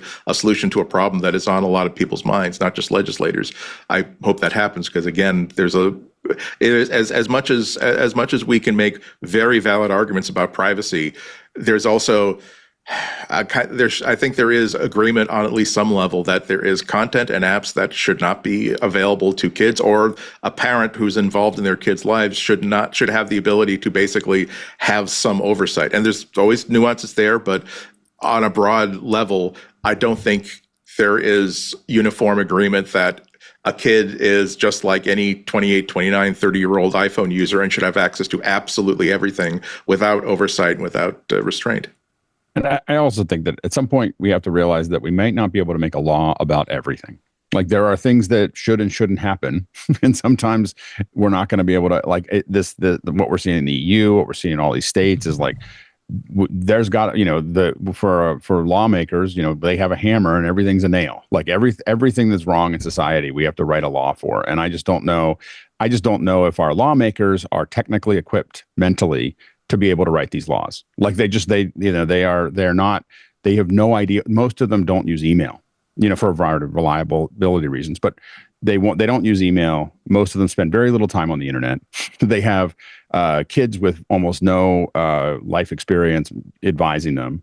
And I speak from experience, not from things that I wrote, that I read, and they just have a bunch of crazy ideas in their head that come spilling out into laws, and I think that we just have to be, I think that at some point you're just not going to be able to fix it all by writing another law. And I think it just makes it more confusing and more messy than what it was before. The next generation of Apple's CarPlay. Any takers? Anyone? Anybody? Apparently not. Apple touted Porsche as being one of the companies that was going to implement next-gen CarPlay, but it is not in their announcement. I have to say that I rent a lot of cars, and I think the number one resistance from car makers is they can't compete with Apple's interface.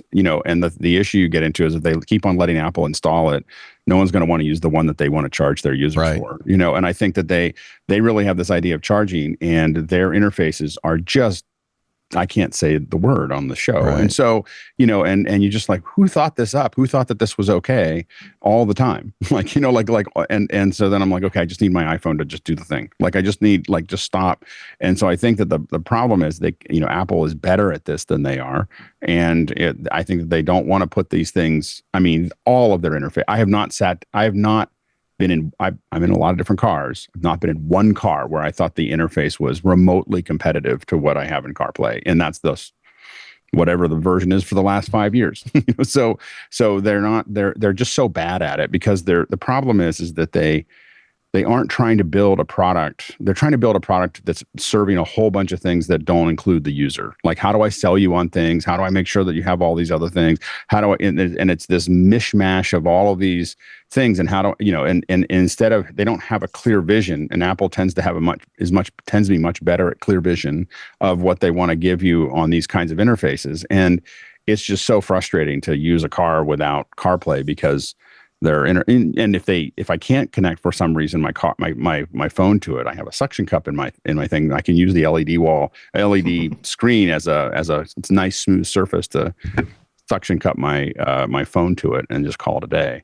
But it's just really they're not good at it. They'll never catch up with Apple. And the problem is if they let Apple in, their users won't want to go back. Like, there's no. Well, I agree with you. The car manufacturers want the data, and they don't want to give Apple all that data. I have a BMW i5, which actually has a hybrid solution that works quite well. In fact, I live in the BMW interface, not the CarPlay interface. I can go to the CarPlay interface quite quickly, but I get a nice hybrid combination of stuff from BMW and Apple, and it works quite well. And I use the Apple Maps and all of that stuff. So I think it is possible. The BMW i5 does a very good job with it, but most don't. I agree. In fact, Teslas don't even allow you to use CarPlay. You have to Bluetooth your phone to the Tesla like an animal. Right? Yeah, I don't. The thing is, maybe part of what's throwing them off, I do agree with what Alex is saying, is that in an ideal car maker's world, they would have full control over that center console and the data that goes through it. However, another part of that is that what value are you giving to a potential customer who doesn't have an iPhone, who has like an Android phone, who wants Android Auto? Are you basically adapting? Does the next generation CarPlay make it just as easy to whatever screens are built into those devices, into those cars? Oh, that's a good question. Can you use Android with that? Yeah. There's the big magic show demonstrations of the next generation CarPlay is that the dashboard is one continuous piece of glass, and Apple is putting up the speedo, they're putting up the tach, they're putting up everything, and I don't know if that's going to be flexible. I don't want Tim to basically be answering a question in your Q&A and say, well, I'm sorry that your mother's car doesn't work with an Android. Maybe you can convince her to get an iPhone instead. It's actually looking at this. I agree. I don't think I would want this in my car, to be honest with you, because it is so Apple centric. And that raises a great issue. The cars that don't allow you to use Android Auto are off my list for sure. And also cars are accomplished automakers. They have accomplished designers as well at the exact same level of Apple. And do they want to say, no, we're not going to design the user interface for our users. No, we're not going to design instrument clusters and positions. We're going to allow an outside company to have that to have that level, to have the sole access to that canvas, as opposed to we have our own style, we have our own idea of what a car interface should look like. So there's a lot going here. I don't think it's just that they don't want to give up power. I think that the best situation for consumers is to simply say, yeah, we will support anything you want to do. Or given that the two biggest players are CarPlay and Android Auto, we are not going to make any decision on the design of this car that makes it more difficult to use one platform over another. I think that's sensible, and I think that's what's happened. Aston Martin and Porsche both previewed next-gen CarPlay vehicle designs in late 2023, but neither has released it. Apple announced this in 2022 at WWDC, so it'll be 3 years ago. Yeah, I have a feeling it's not going to happen. I don't think it's going to happen. I think the car makers unreasonably think that their cars are your most important personal device when it's your phone. Right. But I think reasonably they think that they would like to control the car experience. And I think where car makers get confused is when they say, well, we aren't, like GM did, we aren't going to put CarPlay or Android Auto in our cars because we're going to you should use our cars and use apps in our app store. And it's so stupid because I don't care about your car. I care about the apps on my phone. I want to use my podcast app, not whatever podcast apps you make available on your car. My phone is my most important device. It's always going to be my most important device for everything except driving. That said, there are lots of things that integrated cars offer, like, electric cars. They've got maps. The maps are attached to where you can charge. They do things like preconditioned batteries. Like there are reasons why, or anything lane keeping, self-driving features, all of those things where it really is part of the car and it's not part of your phone. So I feel like the right thing to do is really to say, we've got our part, Apple's got its part. Find ways for your phone and your car to talk to each other. Not do things like ban CarPlay. But what Apple tried to do here is say, hey, let us help you. And I think the truth is most car makers say we have to do this ourselves. That not just because, oh yeah, we want to charge people for our connected package and all of that, although there's some of that going on. Part of it is like, well, no, it's our car. And these are car features and they don't belong to you. They belong to us. You stay in your box. Whereas Apple was thinking like, let us help you. You don't understand user interface. And maybe they don't, but I think if I was an automaker, I would say we need to. We can't just cede this to Apple, and we can't make it that our UI of our car changes when you have an iPhone nearby. So, there's a nice center path here. I don't think the new CarPlay is it. I think working with car manufacturers to find out ways that you can get your car closer to your phone in ways that are good for the user, that makes sense, but not more than that. Analogous to what's going on with smart TVs. Smart TV interfaces are universally god-awful, especially Samsung's.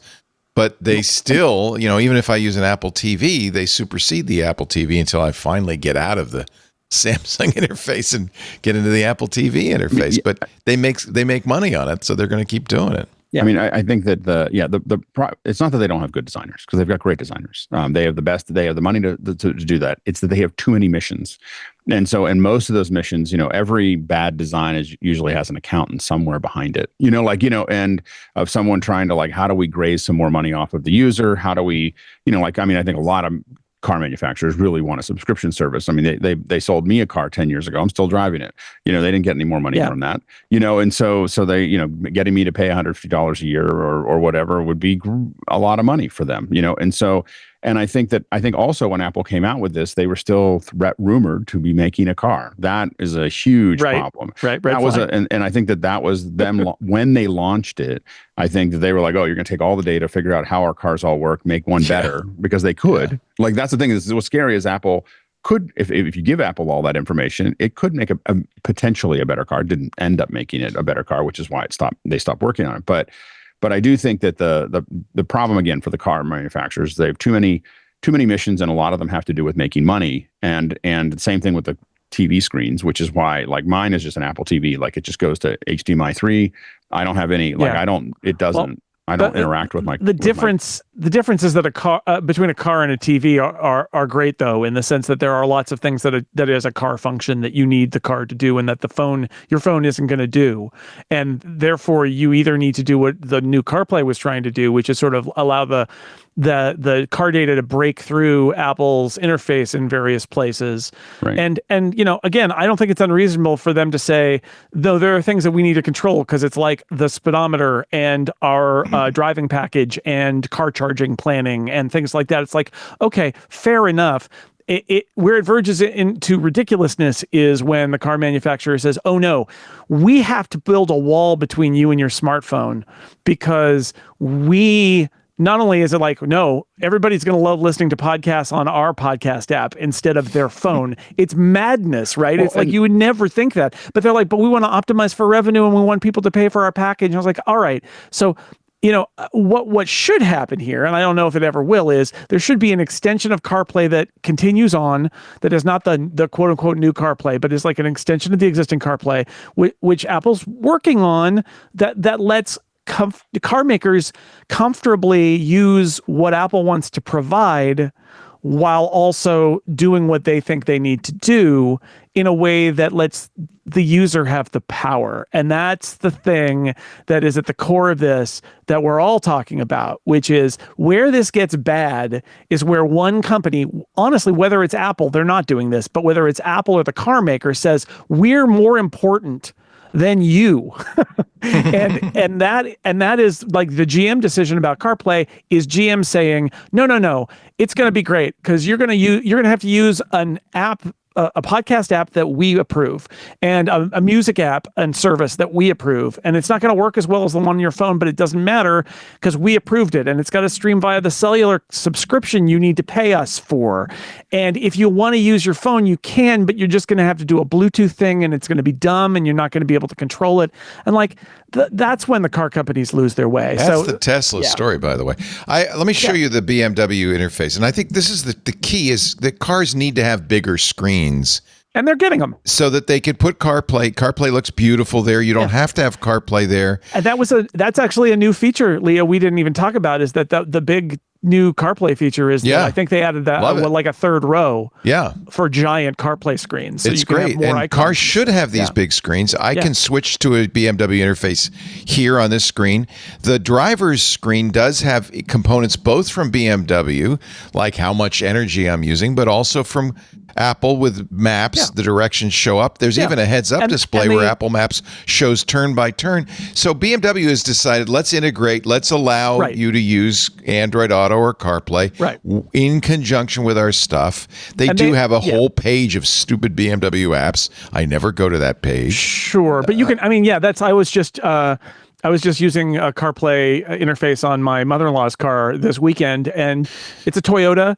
And, that's the nice thing that Apple has done, where their stuff is integrated into CarPlay, where there's like a Toyota app, right? But all it is the thing that takes you to the car menu instead of the CarPlay menu, and you can see the stuff there. And Apple has been adding over the years. We all get caught up on this CarPlay, new CarPlay stuff, but Apple has been adding support for multiple different shape screens in dashboards for a while now. And that is the wave of the future, is for a car maker to say, oh yeah, I guess, if I've got this screen here and this big screen over here, Apple can have that if they want. That's fine. We'll let them have that plus the big screen, and just work together, because that's you should be working together to make your customer happy, right? Exactly. That's what you should be doing. Well, and I have to admit that when I pulled for my car, when I pulled the tuned-in, old radio out and put this all happened because my headphone jack, like of all things, my headphone jack didn't work.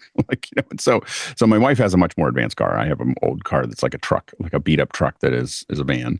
And I pulled it out, and when I started working with all the wires, I was like, what I really want is just something that has a USB-C in. I just want a flat plate that holds an iPad that I can just drop down and just have it do all the things. And because all those interfaces are there, like how it talks to my my steering wheel, the surround, all the things are in those little wires hanging out on the back of that stereo. And I started thinking, what I really want is just something I slide in there. It has a little mount for my iPad, and it just does a USB-C in, and then we'll call it a day. And I can just, and I don't, and I'm, thinking about it. There may or may not have been some 3D prints of these of something that slides in there, but I just feel like a lot of people, I think, as car manufacturers keep on going down this path, and I see this talking to my, I don't know if, with my kids at least, there's this kind of all they and a lot of their friends are starting to pull back from social media, from their tech. They want foldable phones. They want, like they're, and I think that there's this, as the companies start to keep on trying to turn this crank of, I want to grab onto all the things that you're doing, and they're not very good at it. I think you might see a lot more pushback. Like, I have no interest in buying a new car. Like, I just it's so, like, all this stuff has me just go, oh, that's.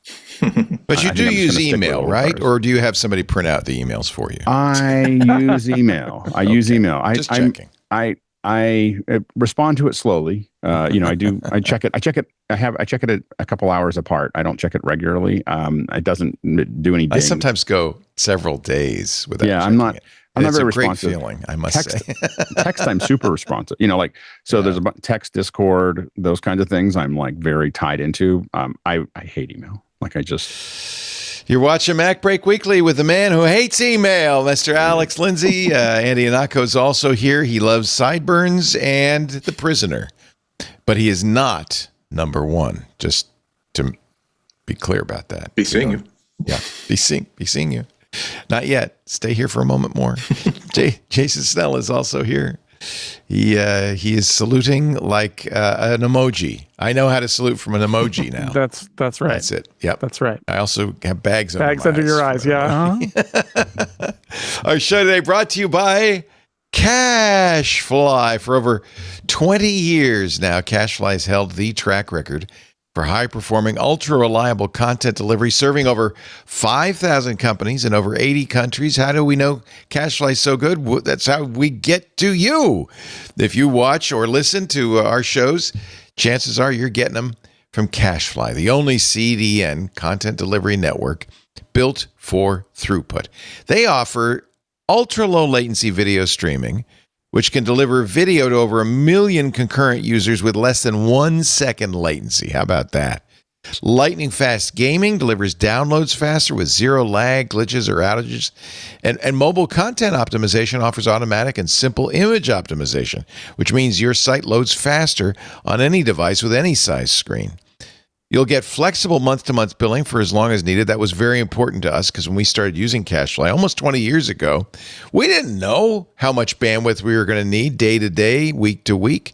But once you do figure that out, you can also get discounts for fixed terms. I guess the key is when you switch to CashFly, you design your own contract to fit your needs. CashFly is now leveraging the capabilities of Pure Storage. This is something new. The IT pioneer that delivers the world's most advanced data storage technology and services to drive performance reliability, flexible scalability, and predictable pricing for customers. By replacing all those legacy systems with Pure Storage's cutting-edge technology, get this, CashFly has achieved a 5 times boost in compute power and reduced power consumption by nearly 90%. So you can feel good about using CashFly. It slashes their operating expenses, which means they can slash prices to you. And it's a win all around because it also enhances delivery speeds for customers worldwide. CashFly's modernization, this is really great news, comes at a pivotal time as the company prepares to further enhance its object storage solution. That's the innovative offering we've been talking about that promises to redefine how businesses manage, store, and scale unstructured data with unparalleled speed and reliability. CashFly, they don't rest on their laurels. They've been great for us forever, and they're getting better all the time. CashFly delivers rich media content up to 158% faster than other major CDNs and allows you to shield your site content in their cloud. We've been doing that for some time, ensuring a 100% cache hit ratio. And with CashFly's elite managed packages, you're going to get the best VIP treatment. Your dedicated account manager will be with you from day one, ensuring a smooth implementation. And of course, there's always reliable 24/7 support when you need it. We couldn't be happier with CashFly. I think you should check it out. Learn how you can get your first month free. Go to cashfly.com/twit. How many years have I been saying it? Bandwidth for MacBreak Weekly is brought to you by CashFly at cachefly.com/twit. Thank you, CashFly. Maybe an opportunity for Apple. MLS is coming back. I'm getting all the plugs on Apple TV. Subscribe. I have no interest. I'm not. But the NFL apparently has decided to exercise an option which will get it out of all of its media right deals in 4 years, in 2029. That means CBS, ESPN, Fox, NBC, and Amazon. Apple was very interested. I remember when when Thursday Night Football came up for grabs. NFL is in the driver's seat. I mean, at this point, it's one of the biggest. All the big sports are. This is the only reason, and they have all these streamers with all this money to get them into a bidding war. Just seems to be obvious. Like, why would you stick with any contract you did a couple years ago in the current environment? Because what everybody wants is big live sports. Biggest audience ever for this year's Super Bowl. It's interesting because Google, of course, bought Sunday Ticket, which I pay for a lot for on YouTube TV, and I think it definitely is a driver to YouTube TV. But that's just one part of the whole puzzle. They don't mention Google in this story, which makes me think Google's more recent deal is still locked in. I think that is and it's a rebroadcast deal, not an initial broadcast deal, right? It's not the same. It's kind of a repackaging of the games. These are for the broadcasts. The player, by the way, that's not mentioned in the existing contracts that the NFL has dealt with in the last year is Netflix, which did those Christmas games. That's right. And Netflix is just sitting there. And they're not currently an NFL partner, and they have lots of money, and they really like live events now. But this is going to be expensive. And advertising. Well, it is going to be expensive, but you could argue then that Netflix is the one that could benefit the most because they have the greatest audience. They have the largest audience of any streamer, and they have an ad package, plus all their subscribers get ads for sports, not just the people on the ad plans. So you just wrote an article about them in there too. What did you call it? Descending into the ad. My unsuccessful journey into Netflix's ad tier. I lasted one show on the ad tier. I couldn't take it because I've been ad free for everything but sports for the last 25 years, and I couldn't take it anymore. You have to build up your ad immunity over a period of time. I can't. Also, they also did a bad job with their ads. I mean, let's just face it. They had a prestige show like Adolescence, and the ad load in it is stupid, and it's in the wrong parts of the show. And what are they even thinking there? But anyway, so Adolescence was probably made without ad breaks. In fact, it was certainly made with it. It's all shot in one take. Much of it's shot in one take. And entirely shot in one take. So you throw Netflix in the mix, and then you throw somebody like Apple in the mix as well. And here's the truth of it. The NFL, for people who don't know, people outside the U.S. or people who don't pay attention to sports, on broadcast TV last year, 90 of the 100 top rated events of the year on television were NFL games. And the previous year was like 98. Other than like the Oscars, seriously, this year was a little down, not because people weren't watching the NFL, but because there were a bunch of presidential debates and stuff that also draw. But NFL games are the number one bankable draw in the U.S. And so everybody is a partner, and that's really good for the NFL because then everybody is a media partner. They get lots of money, but they also have this control where they basically, if you have a big media outpost, you are in business with the NFL, and that's good, but it also gives them a little bit of control over you, and the money starts to flow. So that's the question is, does Netflix come in? Well, does Netflix try to take over for a traditional broadcaster or just get a special? And does Apple make a run at some aspect of this? Because again, it's a really good business to be in. Right. And there are lots of different ways of slicing this up. The broadcasters have been slicing this up for years, where some get these games and the other ones get those games, and some get Thursday night. Well, Amazon's got Thursday night now. But the idea is that the NFL has been pretty good at kind of divvying these all up to diversify risk and to make sure that everybody's all involved in this process. But I think that it's not like it probably wouldn't be all Netflix or all Apple or all Amazon, but it could be. It could be everybody. It could be more partners. Yeah. And it could be, we're just going to stream, the question is how exclusive do they want to get? I mean, how exclusive do they have to be? Also, because Now we don't. They also have an app, right? NFL Plus. They have their own streaming. They do for some. It's sort of in market. It's complicated and international. But that's by the way their biggest problem, isn't it? That it's complicated. It is. Well, yeah, but no. Their biggest problem is it's complicated. But the truth is, it's not so complicated that they aren't the king.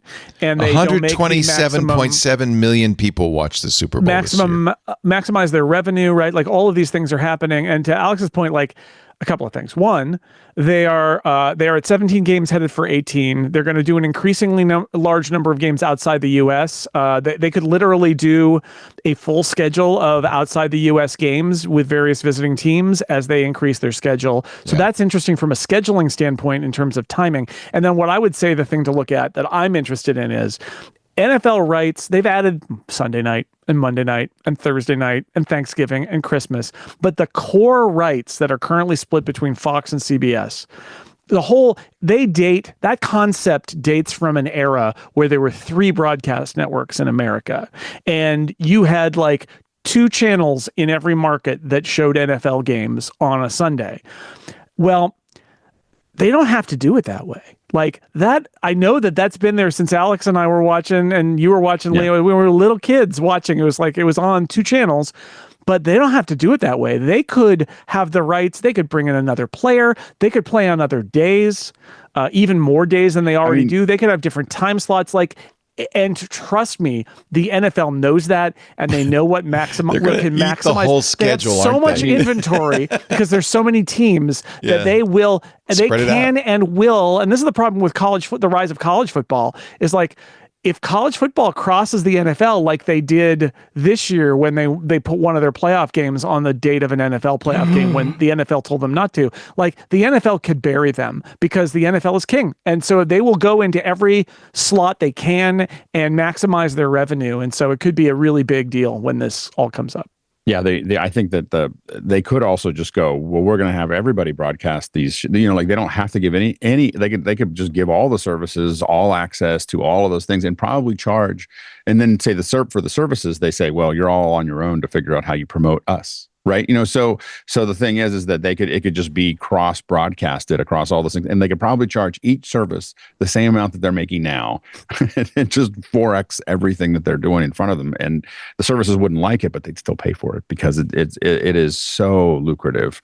And they'd have to figure out then what they'd have to compete for is how they add value to the brand, and that would be very complicated, and super competitive and super good for the NFL, not necessarily good for the brands that are involved. But I think that you have 3 players, really. It's Netflix because they have so much scale, and Apple and Amazon because they have so much money. Like they can bid into something that doesn't even necessarily turn a profit. They have multiple upsides. They don't just have to sell advertising. Kaiser Soze model. Other things. Yeah. That they don't have to make money on this project, right. And so there's so many places for them. I think the broadcasters are out. Like, I don't know how they compete with the streamers. Like they're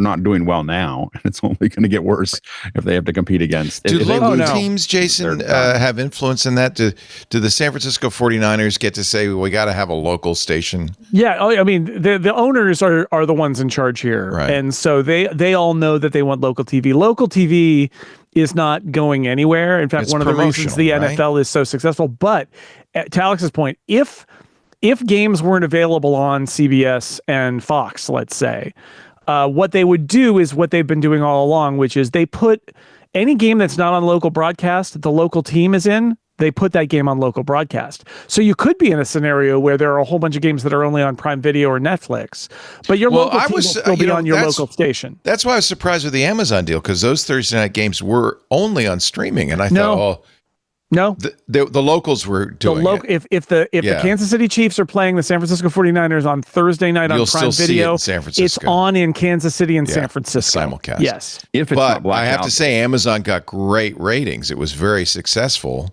And so the fact that everybody else in the rest of the country had to watch on Amazon did not seem to deter the audience particularly. It's a pretty good deal. And it drove a lot of people to launch the app. And we hope that people invest in it. I mean, because Amazon's about 2 years behind YouTube. I mean, if you look at the YouTube ticket, if you actually like the player, is so much better than Amazon's player that it's so we hope that they stay competitive. Is it all Amazon's sports? player I mean, March Madness is going on right now. They say the TV ratings are surging to a 32-year high despite no Cinderellas. Yeah. It's mostly chalk so far. I don't understand sports talk, so I don't know what any of that means. It's the number one seeds all won. Okay. It is sports is the bulwark against it is. It used to be what was on TV was our commonality as a culture, and the fact is most of that is now on demand and shifted and not part of our commonality. But sports is not everybody's a sports fan, but all that stuff happens live, and you need to watch it live. Highest ratings since 1993 for March Madness. Yeah, and I think amazing. I think that part of it's gambling too.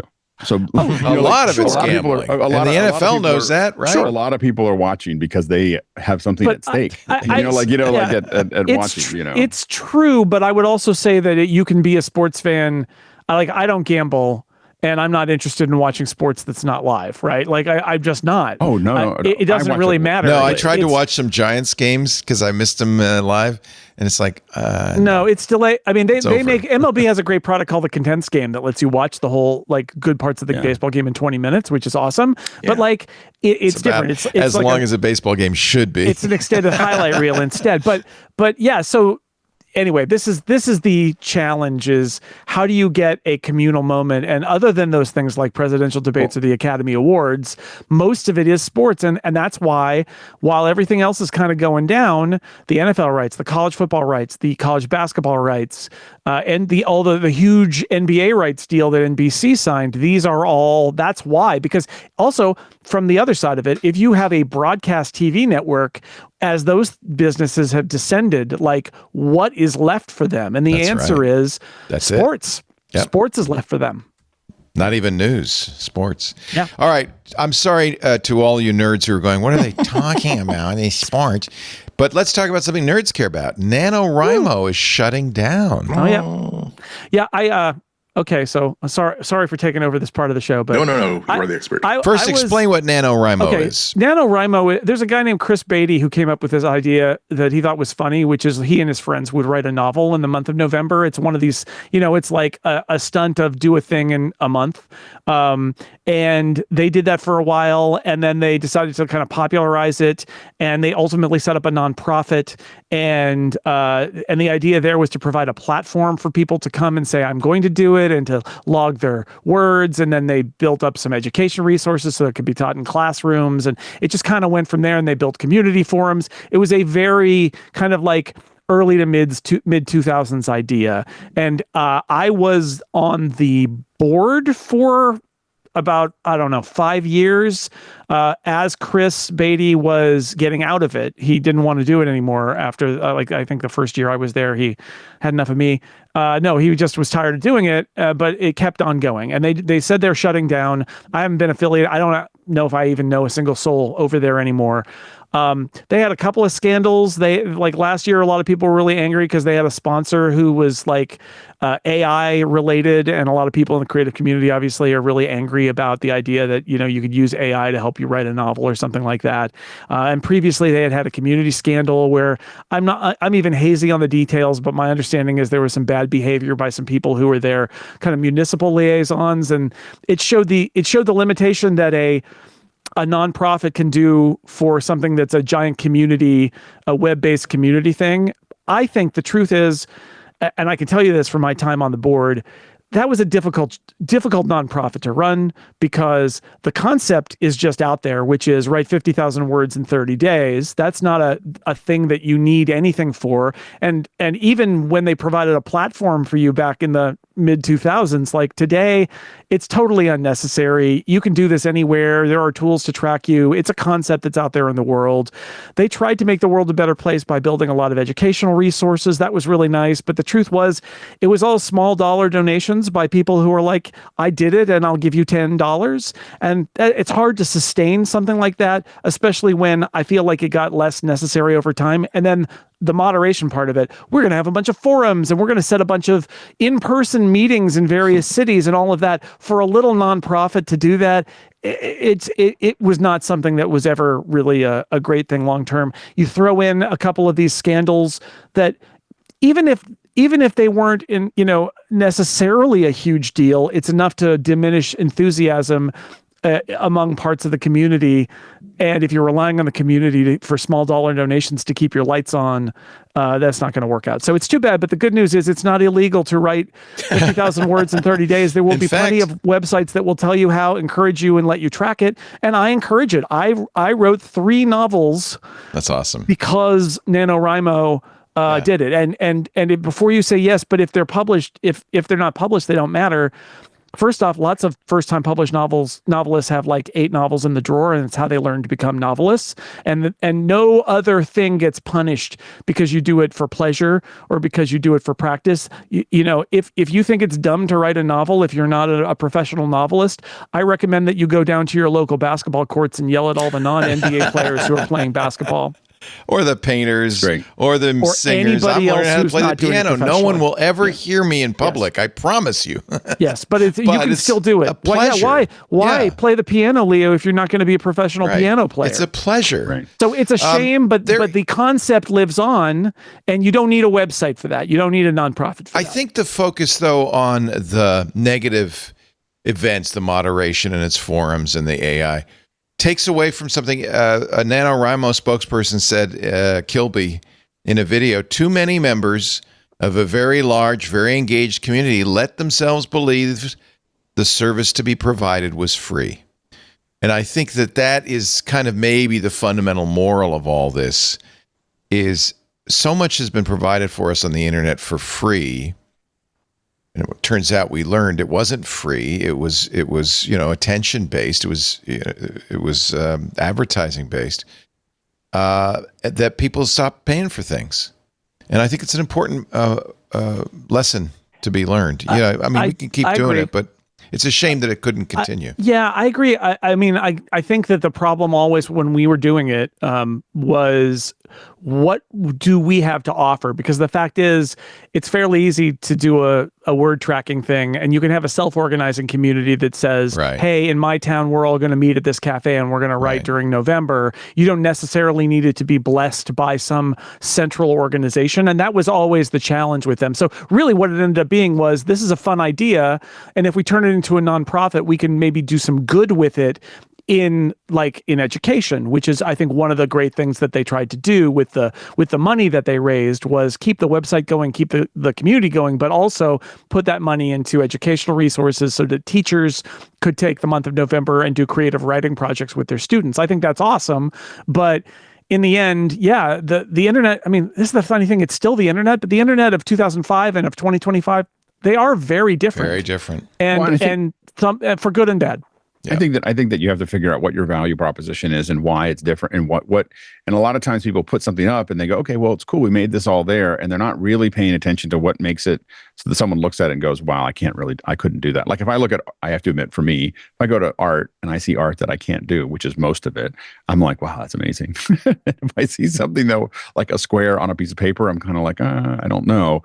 And I feel like a lot of times services people build and put together, when they first put the square on a piece of paper, it was amazing. But at some point, people are like, I could do that myself. And I think you have to figure out how you're providing something that is that people clearly understand the value that they would be getting if they put money into it. Meanwhile, in the same period of time as NaNoWriMo has been around, the NFL has raised $186.4 billion. So I guess the value proposition of guys with helmets and pads hitting each other is higher than that of people like Jason writing a novel. It's really hard. Like that. But I think that's a good, I think what you're pointing out to is a really good example of, you have the most athletic person that you ever probably met in many cases was the quarterback for some high school football team, and then only one out of 10,000 of them end up at college, and then they still have trouble finding just one out of 28 to be good at football, and that's just one position. And then you take all that value and you put a bunch of... there's only one Stephen King, my friend. It's hard to become a great novelist as well. Oh, no, it is. You're 100% right. Not nearly as rewarding. I guess that's the point. By the way, no truth to the rumor that Movember is going under. I think you could still grow a mustache. You can still grow. I mean, that's the point, right? Is like, it was a weird thing to have a nonprofit for because it's literally just a thing you can do. Right. And so they tried to make the best of it. There's I like some the education thing. and I do. want it. I really believe that like running a marathon or something like that, like setting yourself a goal to write creatively. Any writer will tell you, if you don't do it every day, if you don't do it, you will get rusty, and you need to kind of like keep working at it. And so saying you got to write 1,600 words in a day, it can unlock your creativity. It can make you think of yourself as a writer. It changed the way I look at the structure of novels that I read now, because I can see how they are assembled in a different way than I could when I hadn't written three of them. And definitely as a person who is a professional writer, being reminded of the practice of it, that you need to keep doing it, and that it gets easier, actually, believe it or not, when you keep doing it. But when it's hard, you still need to do it. That's a huge lesson to learn. There's so much great stuff about the idea of saying, it doesn't matter where it goes, if it goes nowhere, if nothing comes of it, to say, I'm going to write 50,000 words in November, because you will learn a lot about yourself and about how stories are told and about how books work and so many other things. And then the last thing I'll say for a pitch of this as a practice is, the lesson you learn from NaNoWriMo is, don't get too precious with your words. As Andy classically says, one of my favorite Andy and Iannotko-isms, what you want to do is keep pushing the cursor from the left side to the right side. And that is the job of being a writer. And so when you're trying to hit 1,600 words a day, what you don't do is write 400 words, think about it, delete them, and then write another 400 words. You just power through, because any professional novelist will tell you, editing is for later. Get the words down now. And NaNoWriMo teaches that lesson really well, which is just get it out. If it's not good enough, you know what? Don't worry about it. You'll come back later, maybe, and fix it. But just get the words down. Because so many people, the roadblock to writing is that they write a sentence, think it's not good enough, delete the sentence, stare at the cursor, and then they leave. It's like, just keep writing, keep pushing that cursor forward, like Andy says. And that's a huge part of being a writer. Writing is not finishing the first third of something and getting it perfect. Writing is finishing something and it's awful. That's what writing is, because the vomit draft is what you work with. Editing is writing. So it's like, you don't get credit for, I had this great idea and I wrote the first chapter of it. Like, great. When are you going to finish it? Oh, well, I'm still polishing. No, you've got nothing to polish. You have to have the thing finished. That was a great line from there was a wonderful 4-part documentary of Saturday Night Live, and one of them was about the writer's room. And I think it was Julia Lewis. No, it was Tina Fey who said, what we're doing is vomiting. The goal is to pick the chunks of corn out and make them into something. I'm sorry for that, Emily. I apologize. We're going to take a little break. When we come back, I would very much like to get your picks of the week, gentlemen. Prepare. And for those of you who are watching the show, note what happened to NaNoWriMo. We are not a nonprofit, and we do have advertising. But most of the profit goes into paying these guys, paying the editors, keeping the lights on and the internet bills and all of that stuff. And fortunately, advertising does cover, about 90% of that. That still leaves a pretty big chunk. And that's where you come in. If you like the shows you see, if you want to see more of them, if you want us to continue to put the shows together as we've done for the last 20 years, I would love to get you into the club. Club Twit is the way to support our enterprise here. We keep it inexpensive, $7 a month. For that $7, I think we give you some good benefits, ad-free versions of all the shows. You wouldn't even hear this pitch because you'd be a member. You also get access to the Club Twit Discord, which is where a bunch of really cool people hang out and have a great time. Not just during the shows, but we talk about everything. There's anything nerds are into, including sport ball, goes on in the Club Twit Discord. So it's a great hang. It's my favorite social network. You also get access to the special events that we do. For instance, Thursday, we're going to have a photo segment with Chris Marquardt, our photo guy. I guess that's Friday. Let me look. We have all the events scheduled here. Is it Thursday? Yeah, Thursday, 1 p.m. Pacific. We'll go over our photo assignment. Brilliant. Chris has been giving us photo news and stuff like that. It's great. We're coming up still, Micah's crafting corner at the April 16th. We're going to do another coffee event with Mark Prince on the 18th. He's bringing along Liz Happy Beans. I guess we'll be talking about coffee beans. And there's that AI user group. I missed it again. Darn it, but I will be there Friday, April 25th, 1 p.m. I have to write it into my calendar. That's the key. And that's been a lot of fun, too. Anthony Nielsen, our AI guru, started that. So all of this to say, it's a club of people, like-minded people who are interested in technology, who listen to the shows, and who want to support what we're doing here at Twit. We really appreciate your support. twit.tv/clubtwit if you're interested. We really appreciate it. All right, let's get our picks of the week. Jason Snell, why don't you kick things off?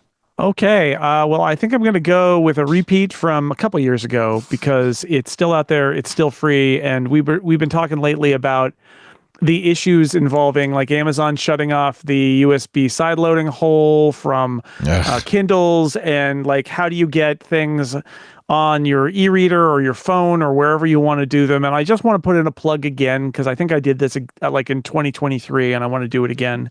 There is an app called Calibre. It's at, I think, calibre-ebook. Is it org? Does it .com? Calibre-ebook.com. And it's free.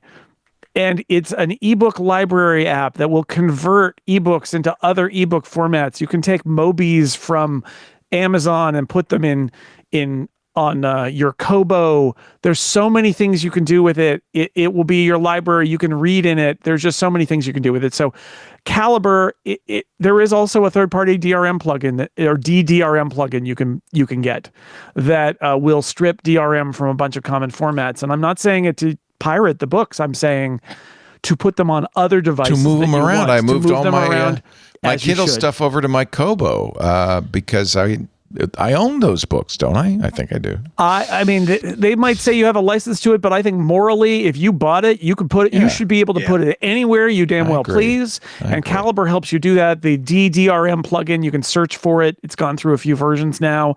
I have a Kobo. I also use a plugin called Obok, which is Kobo backward. I can plug in my Kobo, and if I've got a DRM ebook on my Kobo, I can suck it back into Calibre with the DRM taken off of it. Because again, if I want to put that on an Android-based reader or anywhere, or just read it on my Mac, I can do it. It is the definitive ebook utility, and I highly recommend it. It's free. It's open source. It looks like it, but it's really good. Yes.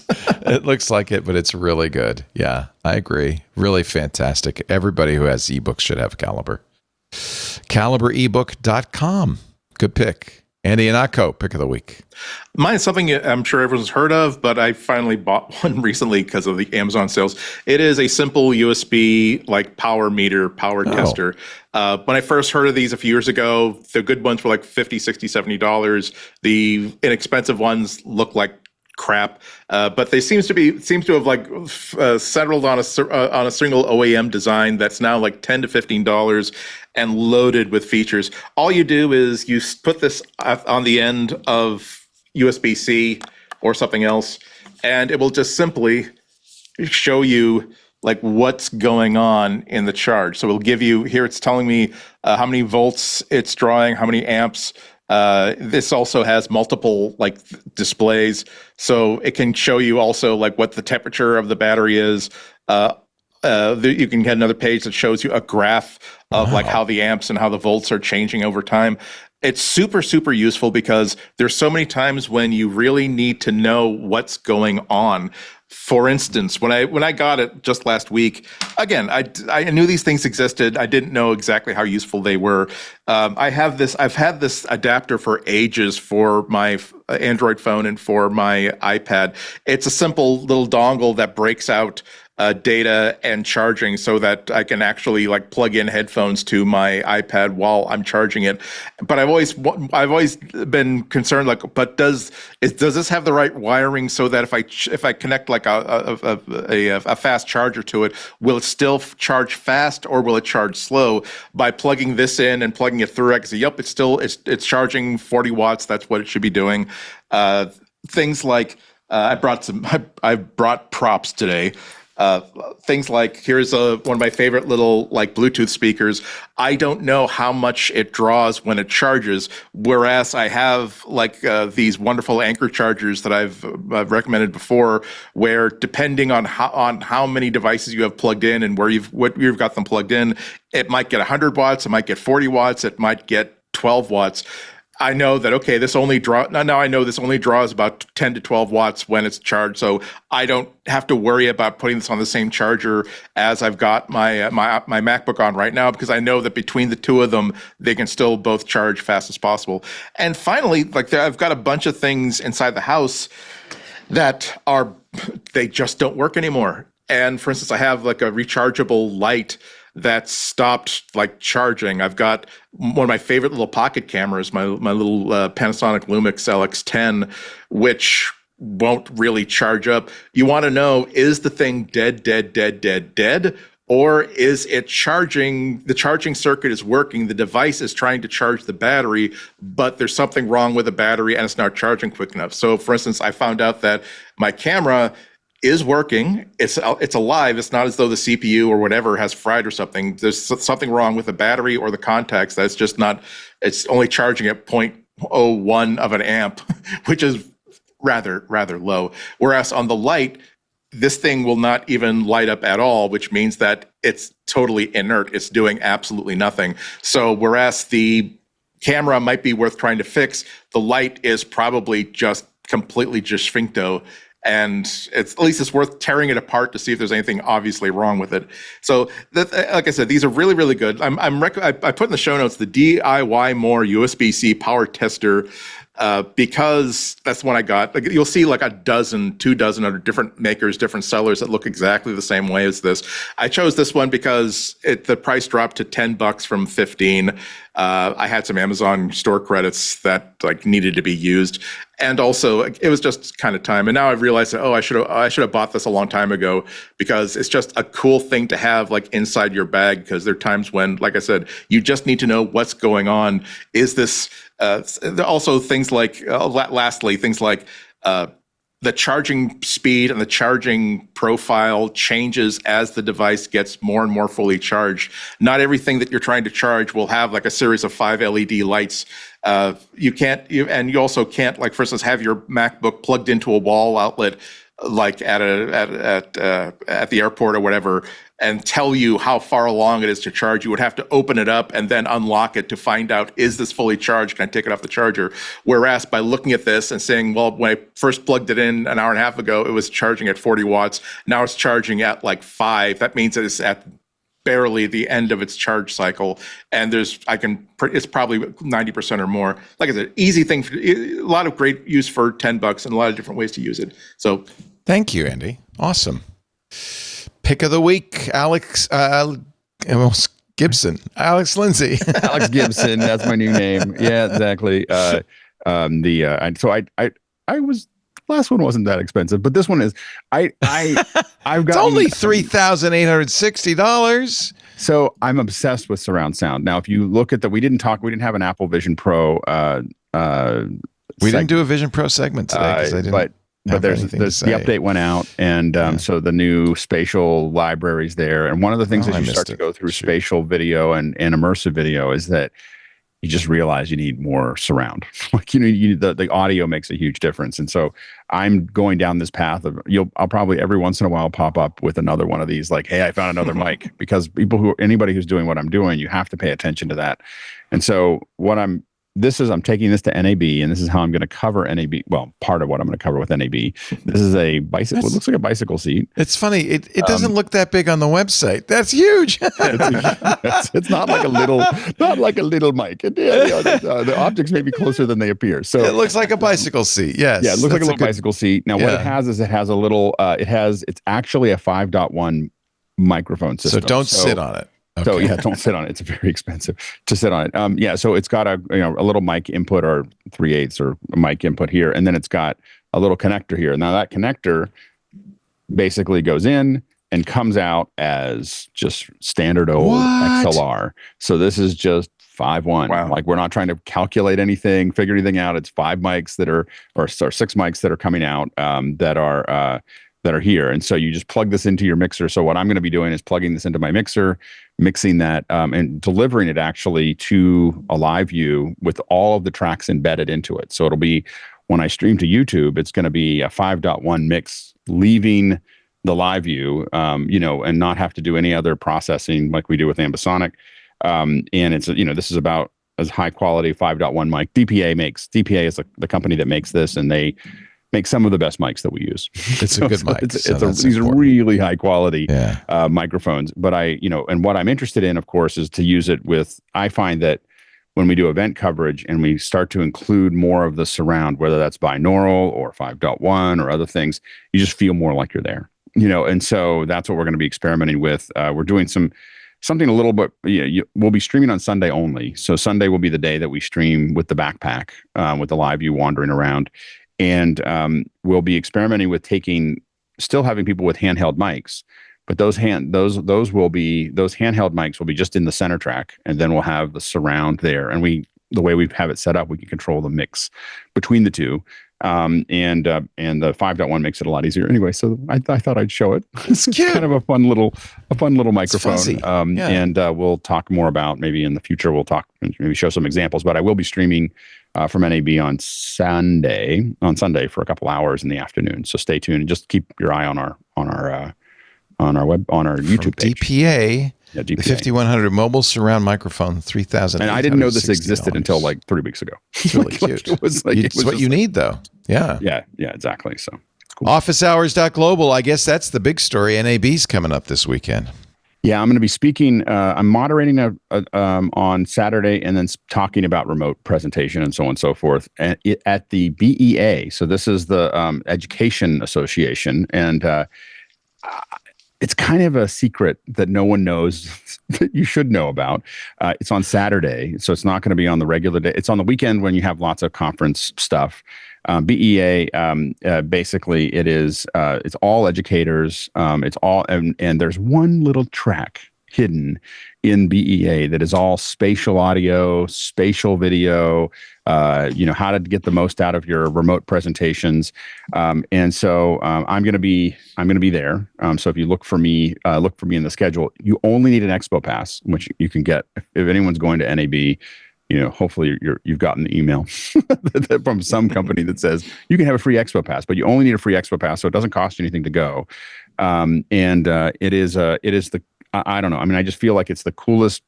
It's the track that I will sit in. When I'm not speaking, I'm not a big track goer. But if you look at this here, you'll see that there's all these tracks, but the ones that are hidden in here, like spatial and immersive video for classrooms. You have drones and immersive experiences, and this is all one that doesn't cost you anything. It's kind of the secret set of tracks. These are all tracks here, so there's lots of them. But I'll be speaking in the afternoon there. So if you're interested to meet me or see me talk about remote presentation, BEA 2025, which again is in the West Hall, and I'm just surprised that no one knows it's there. It's the coolest collection of talks that are there. I'll sit through all of them in the morning and then speak, and then just go back into the audience and sit and watch the other ones. So it's really good. Andy Ihnatko, I know you're getting close to launching your ihnatko.com. I saw a plea on Blue Sky for input. Yeah, I'm now working. I've got all the details now worked out, and now it's just basically a choice of, if people want to support my blog with money, how can I best serve those people, make them feel loved and welcome? And is $130 a month too much to ask for, and or is $1 a month too little to ask for? Somewhere between those two. Although somewhere in the range there. Yes. I also want, if someone wants to give me $130 a month with not expectations, hey, I'll take it. Thank you. So yeah, so there's a lot of. I'm nearing the final push here. I'm very, very happy, very excited. Andy is on Blue Sky, IHNATKO. If you want to respond to his feedback request, his most recent. I'm just looking for what do you like about memberships? What makes you feel loved? What do you feel is value? Or you're just saying, thank you for doing what you're doing. Here is some money. I'm not expecting any return, but I will take the podcast anyway. Thank you. Whatever, that sort of stuff. Thank you. Thank you. And you're getting a lot of response too, I see, which is great. Good. Yep. Jason Snell is at sixcolors.com. Yes, sir. And of course, his podcasts are sixcolors.com/Jason. Anything you would like to plug, my friend? Let's say we continue the parade of guest stars on the upgrade program on Mondays. Guest dads. Yes. Yeah, guest dads. Not ghost dads. That's different. And we're not talking about him. The guest dads every week and talking about tech with people I know who I don't normally get to talk with usually is kind of fun. And so every Monday while Mike Hurley's on paternity leave, we're doing that at relay.fm/upgrade. Nice. There it is. Making more of technology. Thank you, Jason. Thank you, Andy. Leo. Thank you, Alex. Thanks to all of you. A special thanks to our Club Twit members for making the show possible. You can watch us do MacBreak Weekly every Tuesday, 11 a.m. Pacific, 2 p.m. Eastern, 1800 UTC. We stream on live on 8 different platforms. You don't have to watch us live, but you can, I guess is the point, especially if you want to chat back at us. Club members are watching in Discord, but there's also YouTube, Twitch, TikTok, X.com, Facebook, LinkedIn, and Kick. So there's plenty of places to watch, but you don't have to, because after the fact, you can also download the show at twit.tv/MBW. There's a link there to our YouTube channel dedicated to the video. Great way to share little clips. And of course, you can always subscribe in your favorite podcast client. Just look for MacBreak Weekly, audio or video. And if you will, leave us a review when you do, because that really helps us generate more interest, more activity, a larger audience. It's probably the single best way we can promote the show. So your help is much appreciated. Thanks for being here, everybody. We'll see you next week. And now it is my sad and solemn duty to say, get back to work. Break time is over. We'll see you next week. Bye-bye. Hey, focus up. That is what I said to Hands on Tech when we looked at the relaunch. It is time for us to focus on one topic at a time and make sure we're answering that question. I am answering that question as thoroughly as possible. If you are a member of Club Twit, you can watch the video version of this show completely ad-free. Of course, listen to the audio version ad-free. If you're not a member, the show will still be available to you in both ways. You can watch the video on YouTube with ads, or you can watch the audio as you always have. Listen to the audio as you always have in our feeds. In any case, you gotta tune in to Hands on Tech, because I guarantee there's going to be a question you're going to want to have the answer to. And from time to time, I also review a gadget, a gizmo, or something of the sort. You gotta check out Hands on Tech, and I can't wait to get your question.